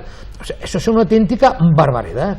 Es una auténtica barbaridad. Eduardo, yo no sé o los asesores, 56.226 euros. Eduardo, yo no sé si te eso es una auténtica barbaridad. No, y yo lo que iba es que lo podía decir a lo mejor Paco Montedura, esto me gusta, me está animando, ¿no? Es como si iba a hacer estas cosas, porque si no, es que nos aburrimos. Yo cuando me veo en televisión digo, oye, hay que darle maestro, ¿no? Me va a decir Paco Montedura, pero Eduardo, tú estuviste ese día en el ayuntamiento. No. Pero Eduardo Caracuel, que era un profesional en política, no un profesional de la política, yo cobraba menos en el ayuntamiento, lo sabe Paco, y era de los que se redujeron el sueldo. Sí. La de la formación local. Si tú y yo de los que menos cobraba menos que en mi trabajo ordinario profesional. Yo gano mucho más, ahora y antes. Yo estaba ahí por un servicio al ciudadano, por vocación política. Eduardo, y por hacer eso. Eduardo, no sé si te acuerdas en el año 2013, cuando fue la reforma del Reglamento Orgánico Municipal, donde una de las propuestas que hizo precisamente el Grupo de Izquierda Unida fue la modificación del famoso artículo 5 del Reglamento Orgánico Municipal para obligar a que los puestos directivos de este ayuntamiento necesariamente fuesen funcionarios del propio ayuntamiento. Claro. Eso ya de rondón ahorra 500.000 de euros de gastos a la ciudad. Pero es que es más, tú sabes, y es cierto, tú has sido de los concejales, porque además tú no, creo que no disfrutaste de una dedicación exclusiva, sino de una parcial. Tenía dedicación exclusiva. O pasaste a parcial. Lo que sucede, a mí lo que sucede es que yo tengo la dedicación exclusiva. Lo que pasa es que yo, no cobrando con dedicación exclusiva, así mismo trabajo que hacía. Bueno, porque como funcionario tenía otros trienios y otras historias. Efectivamente. Pero obviamente, tú sabes que aquí ha habido concejales que nos redujimos el sueldo un 30%, claro, mientras otros tenían otro. Ya he dicho que os honra el. Sí, lo sé, si no pasa nada, si es una cuestión de intentar aplicar la coherencia.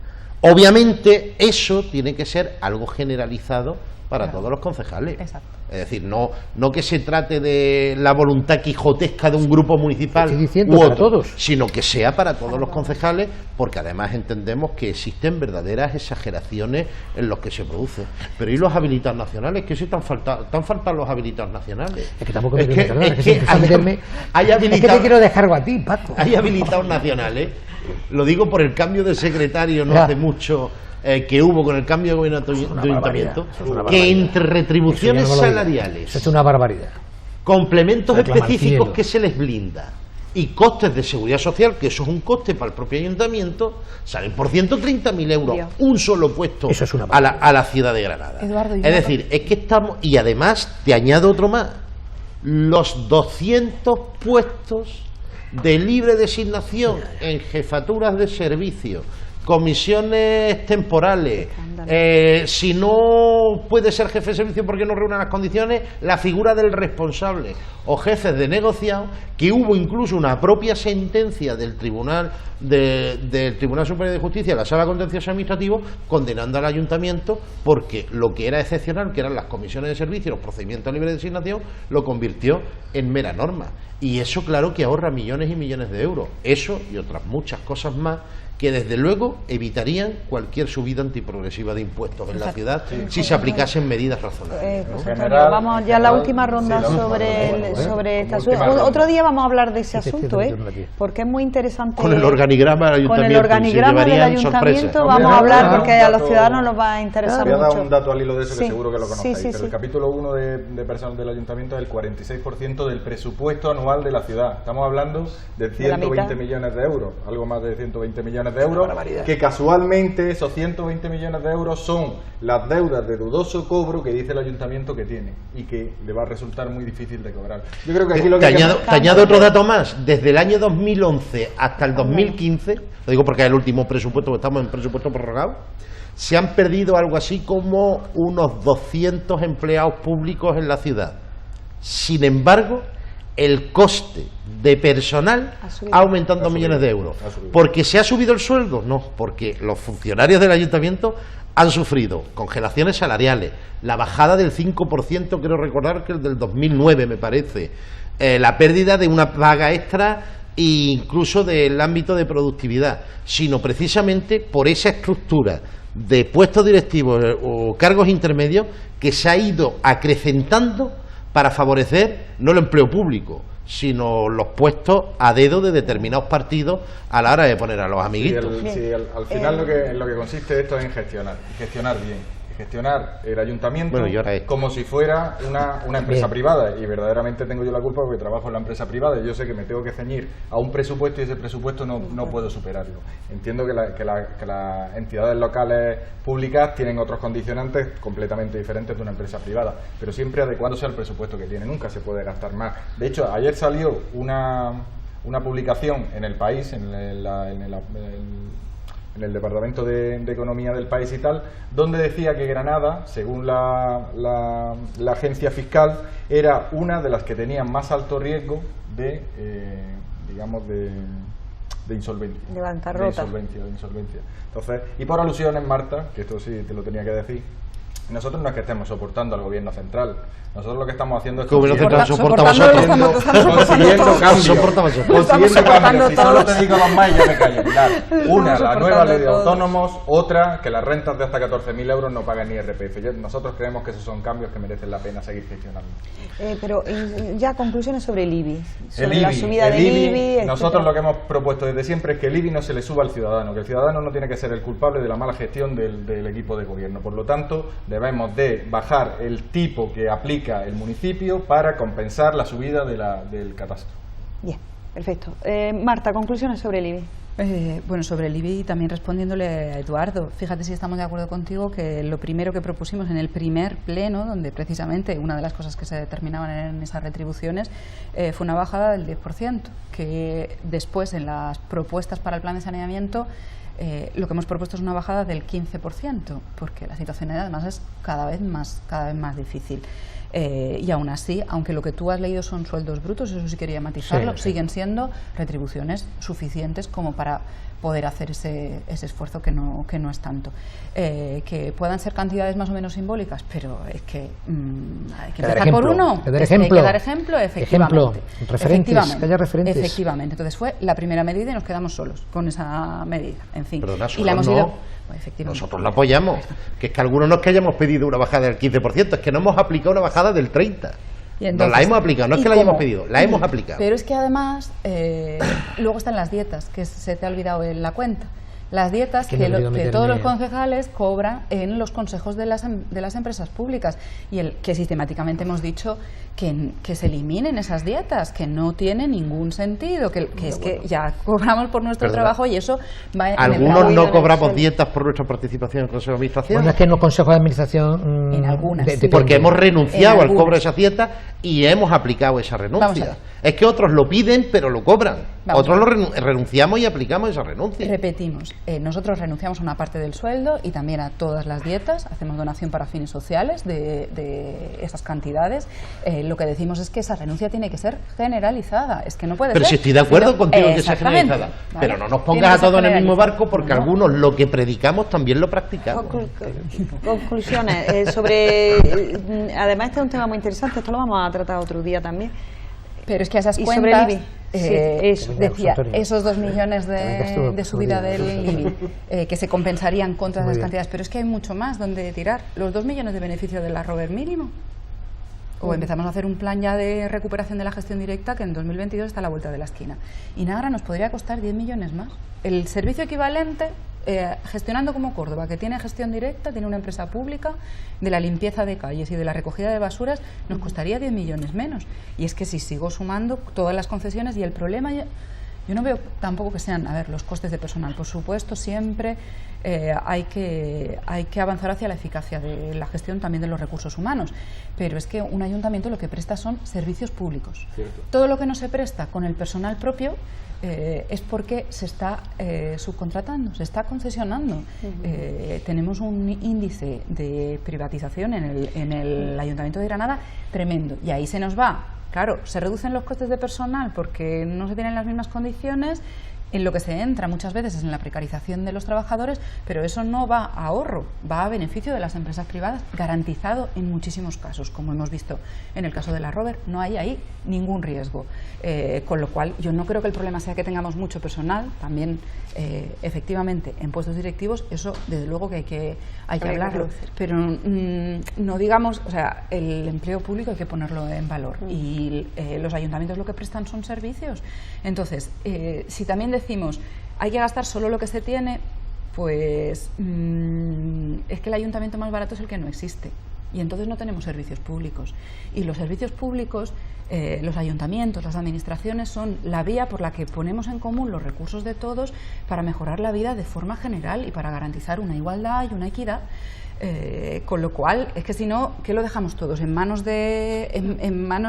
No, pero entonces él se referiría... Es fundamental que tengamos... Se referiría a no gastar en algunas cosas. En eso estamos totalmente de acuerdo. Que las entidades locales públicas tienen que prestar a una mayor eficacia y servicios públicos.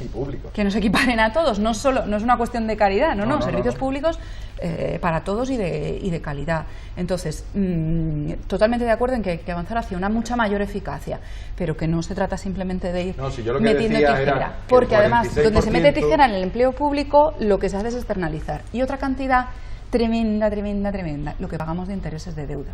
Es brutal. De deuda bancaria, y cuando no es deuda bancaria porque es vía externalización, que eso no computa, que debemos ya 160 millones a proveedores, me parece que ronda por ahí. 69. Por ahí, pero vamos, junto con los dos planes de pago de 160 proveedores, claro.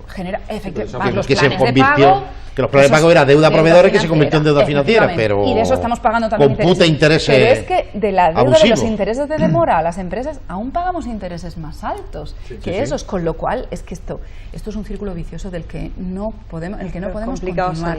Hay que, por supuesto, ir a optimizar los gastos de los servicios públicos pero seguir manteniendo la calidad, no el recorte por el recorte, y por supuesto la calidad en el empleo público, pero también a la suficiente financiación de los ayuntamientos, porque si no se ven abocados a generar esa deuda y eso al final son intereses que también tenemos que pagar todos, que al final estamos trabajando para el banco, o sea, no tiene ningún sentido. Por supuesto, los bancos tienen que tener su función, pero su función ahí bien acotada. Y entre tanto, totalmente también de acuerdo con Eduardo en una cosa: quienes llevan a un ayuntamiento a la quiebra tendrían que responder con su responsabilidad. Eso lo tenemos clarísimo. Bien. Conclusiones. Bueno, sé que se ha dicho todo. No a la subida del IBI, lineal del IBI, como he dicho anteriormente. La ciudadanía, la gente del pueblo, no tiene por qué pagar la ineptitud de los que han llevado a la quiebra al ayuntamiento. Eso es así, eso es de perogrullo, eso lo entiende la gente. Y cuando haya que subir, lógicamente, el IBI, pues que habrá que subirlo, ¿no? Cada que hay tiempo y demás, hay que revisar los valores catastrales y demás, como también he dicho anteriormente, y recordaba también Marta, ¿no? No de una manera lineal, sino a las rentas más altas, y dependiendo también la vivienda donde se encuentre, lógicamente. Es que eso es de sentido común, eso no es ni ideología ni de nada, eso es sentido común. Lo demás es una auténtica aberración. Y políticos al servicio de la gente, y no la gente al servicio de los políticos profesionales. Ese es el tema. Sí, que quería solo decir dos cosas para apuntar, que además antes me ha tirado el cable por 2 veces Eduardo. Efectivamente, también en el Parlamento andaluz se ha subido un 1% el sueldo de los políticos. Podemos se ha negado a esa subida, se ha negado a votarla, iba en el paquete con los funcionarios. No vamos a votar en contra de que los funcionarios recuperen una parte de todo lo que han perdido en todos estos años, que también ellos han pagado el pato, pero desde luego no que se suba el sueldo de los parlamentarios, y mucho menos que se cobren dietas en vacaciones. Es absurdo. Entonces, ese cable que me lo ha lanzado por 2 veces lo cojo ahora. Y otro también, otras fuentes de ingresos, la tasa turística, que no solo paguemos los granadinos, que paguen también el turista que también utiliza los servicios públicos, se genera un impacto ambiental la postilla. Muy grande. Yo es que eso en la otra... Y que es mucho más, que esa subida de lo que se puede ingresar. Que tuvimos aquí, ¿no? Pablo Lorena. Y demás, estaba Cecilio. También yo apoyé también el tema de la tasa turística. Yo estaba en Barcelona, estuve haciendo un viaje a Barcelona en septiembre, ¿no? Acompañando a una socia mía y demás. Y bueno, son 2 o 3 euros, ¿no? Y no pasa por noche, y no pasa absolutamente nada. Quien no paga 1 euro o 2 euros por una noche, eso es una cosa también, o sea, que se podía hacer. Eso no es turismofobia, como decían algunos. Eso es, si se usan los servicios eso públicos, es y se racionalidad impacto, y hacerlo como se debe tiene hacer. que contribuir. Bueno, a mí yo voy a Valladolid, voy a Barcelona, yo estuve, y a mí pagar 2 euros, 1 euro por una noche de esta manera, con mucho gusto, ¿no? O sea, no para ningún. Yo, al hilo de lo que tú has dicho, ya concluimos con Paco, quería decir una cosa, si el IBI se pone en función de la renta, hay gente que empezaría con la picaresca poniendo la casa a nombre de alguien que no ganara, etcétera. Es decir, que quizás es un impuesto sobre un bien inmueble. Con una buena inspección. Entonces quizás me decanto más por lo que ha dicho Paco antes de equilibrar un poco los valores catastrales. Y la correlación entre el valor catastral, que luego la bonificación es lo que tiene que establecer el criterio de renta. Es decir, vamos a ver, una familia, un pensionista, por poner un ejemplo, con una renta baja, pero que su vivienda está en Gran Vía o en Reyes Católicos, pero resulta que es la vivienda de toda la vida y no se ha dedicado a especular con ella, puede ser que el valor catastral de su vivienda se haya incrementado de forma sensible, pero no las rentas de esa familia. Para eso está el IBI social y la bonificación que se tiene que aplicar, porque el IBI social puede llegar hasta, dentro de lo que son los márgenes y la situación de renta, puede llegar hasta el 90%. Por eso yo hablaba siempre de vasos comunicantes. Ojo, cuidado, cuando se hable de ponencia de valores, cuidado, lo que vaya increciendo tiene que ir corrigiéndose con el tipo y con las bonificaciones para que se den situaciones de progresividad fiscal y de justicia el 0,25%, ¿sabes? Que una persona que tiene el 2%. Yo como aquí hay que definir posiciones, como aquí hay que definir posiciones de pureza de sangre, y lo digo de broma, pues decir que Izquierda Unida votó en contra. Bueno, votó no, porque no tiene en la mesa del Parlamento, no dejaron, pero mostró su rechazo a la subida del 1% del Parlamento, del sueldo de los parlamentarios, del mismo modo que Izquierda Unida se ha aplicado un recorte del 30% de su salario, del mismo modo que ha renunciado al cobro de dieta. Cuando he dicho que nos quedamos solos no me refería a Paco, lo siento. Que es algo que tiene que ser generalizado para todos los puestos directivos y todos los puestos que, además, rebajarse un 30%, yo les aseguro que no lleva a la indigencia a nadie. Claro que no. Se trata de un salario digno y justo, simple y sencillamente, no de establecer privilegios, y además transparente, que todo el mundo sepa qué es lo que cobra cada uno de los responsables y cuál es su trabajo y qué funciones está desempeñando. Que eso también es importante, que hasta el último euro de dinero público lo sepa la ciudadanía a dónde tiene que ir. Y por supuesto, reducción de muchísimos puestos directivos, cuando hay 2.300 empleados públicos del Ayuntamiento de Granada con una cualificación excepcional y que pueden perfectamente estar desarrollando. Es que yo diría que todos los puestos directivos del Ayuntamiento tendrían que ser funcionarios del propio Ayuntamiento, porque eso supondría ningún sobrecoste. Y así podríamos tener hasta 100 si fuese necesario, pero con el mismo coste que eso supone, porque forman parte de la propia plantilla municipal, no sacándose estructuras de partido o amigos de fuera a la hora de estar nombrando y planteando. Y eso siempre lo hemos defendido y lo defenderemos como una medida de austeridad en el buen sentido de la palabra, pero también de responsabilidad con lo que son los recursos públicos. Yo creo que el ayuntamiento más barato o más eficiente es aquel que garantiza suficiencia en los servicios públicos que tiene que prestar y además no genera deuda. ¿Y eso qué implica? Implica varias cosas. Primero, una financiación adecuada, que eso es lo primero que hay que exigir a distintas administraciones, porque no puede ser que tengamos un gobierno central que es el que mayor gasto público genera, el que mayor deuda pública genera, el que tiene el control sobre la gestión de los tributos Y sin embargo, a los ayuntamientos, que a pesar de la situación económica que tengan, que es difícil, son los que menos deuda pública han generado, les imponga unos criterios no de austeridad, sino de recorte, que al final acaban dañando a la ciudadanía, porque eso daña el empleo de la ciudad, daña los servicios públicos que tienes que prestar, daña la propia dinamización económica. Y también para ello tiene que haber un sistema tributario de mejora de ingresos que luche contra el fraude fiscal, que garantice la progresividad fiscal, que trate en igualdad de condiciones y con equidad, por tanto, a toda la ciudadanía, y donde el gasto sea transparente y responsable. Y para ello, cualquier plan de saneamiento que se haga de este ayuntamiento necesita fundamentalmente una auditoría pública y ciudadana de la deuda, y técnica y administrativa también, con objeto no solo de aportar transparencia, sino saber qué gastos son prescindibles, generar la presión ciudadana necesaria para que los gastos prescindibles se eliminen, donde es necesario mayor inversión, porque no hay que confundir gasto con inversión, porque inversión es todo lo que genera o mejora un servicio público, la calidad de vida, y lo que establezca un gasto útil y acabe con toda la inutilidad o la grasa innecesaria que muchísimas administraciones tienen.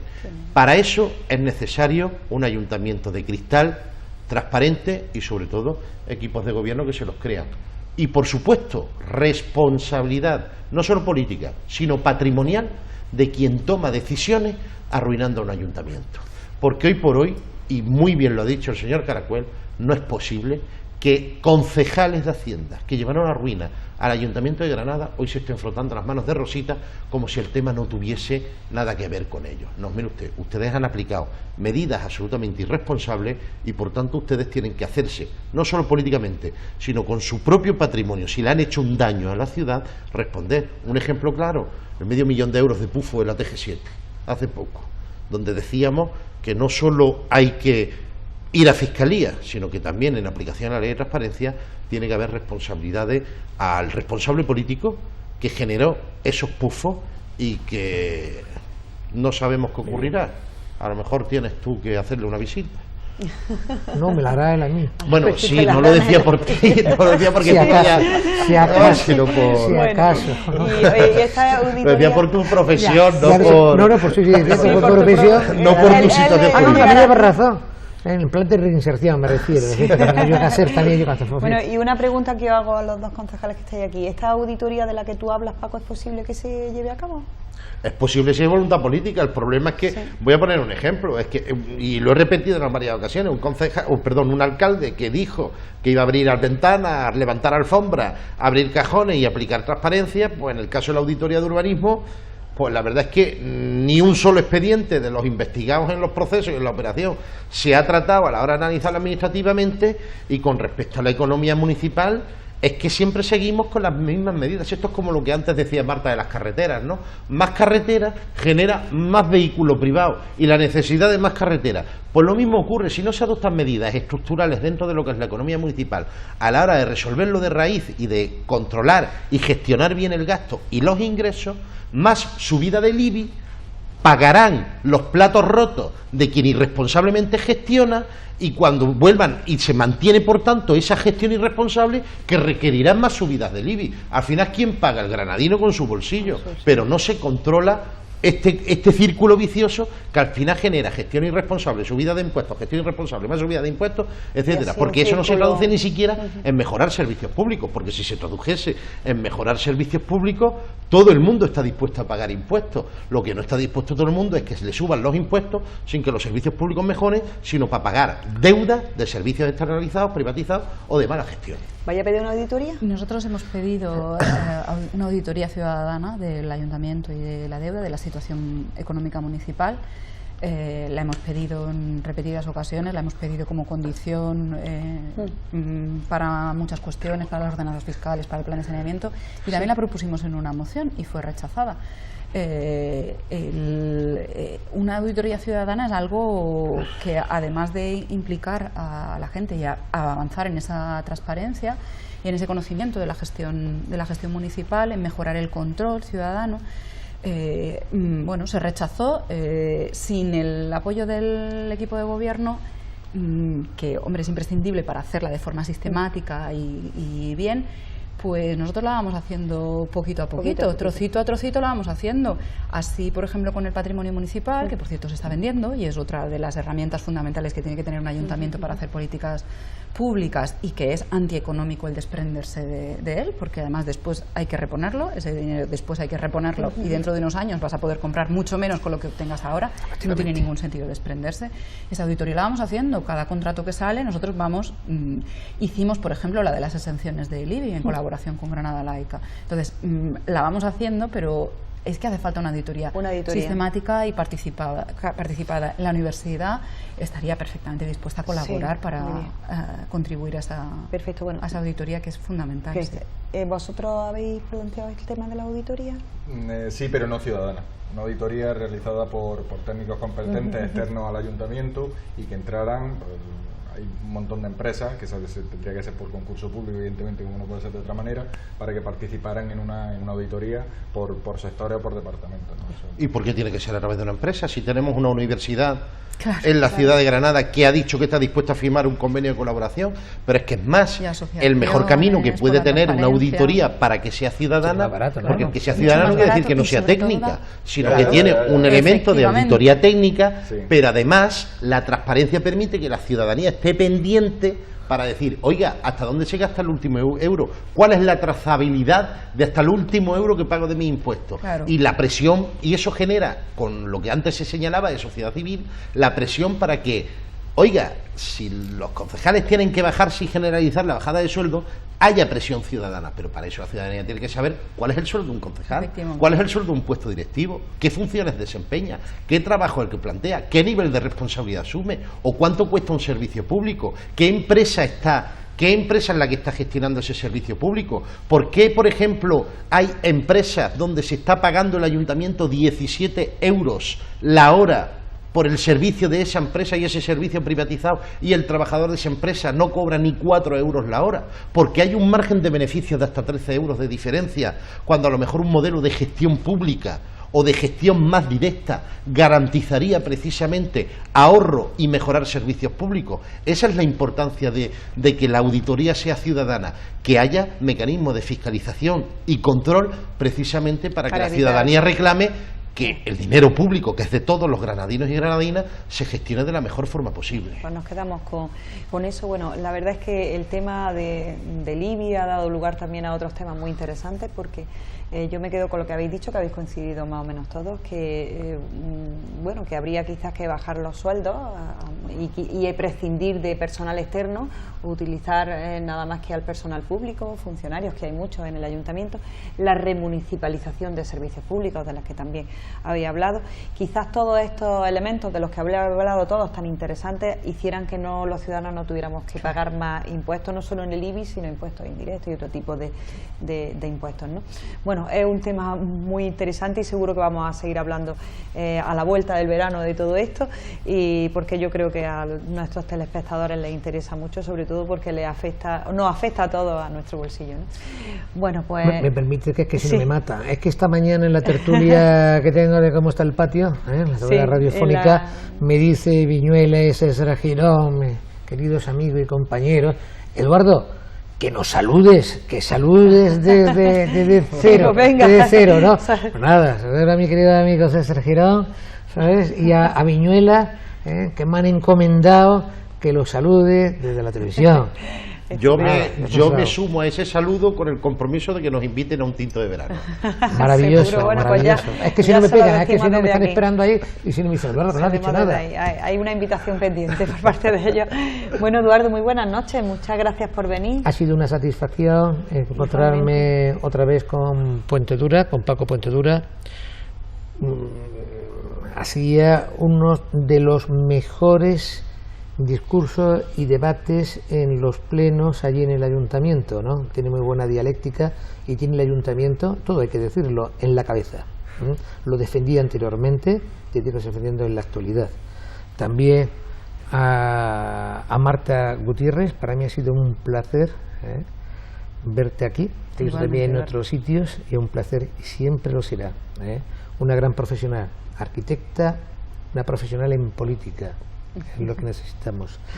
Arquitecta y decana del Colegio de Arquitectos que fue, que hiciste una buena labor, según me han dicho a mí algunos amigos y compañeros de nuestro líder.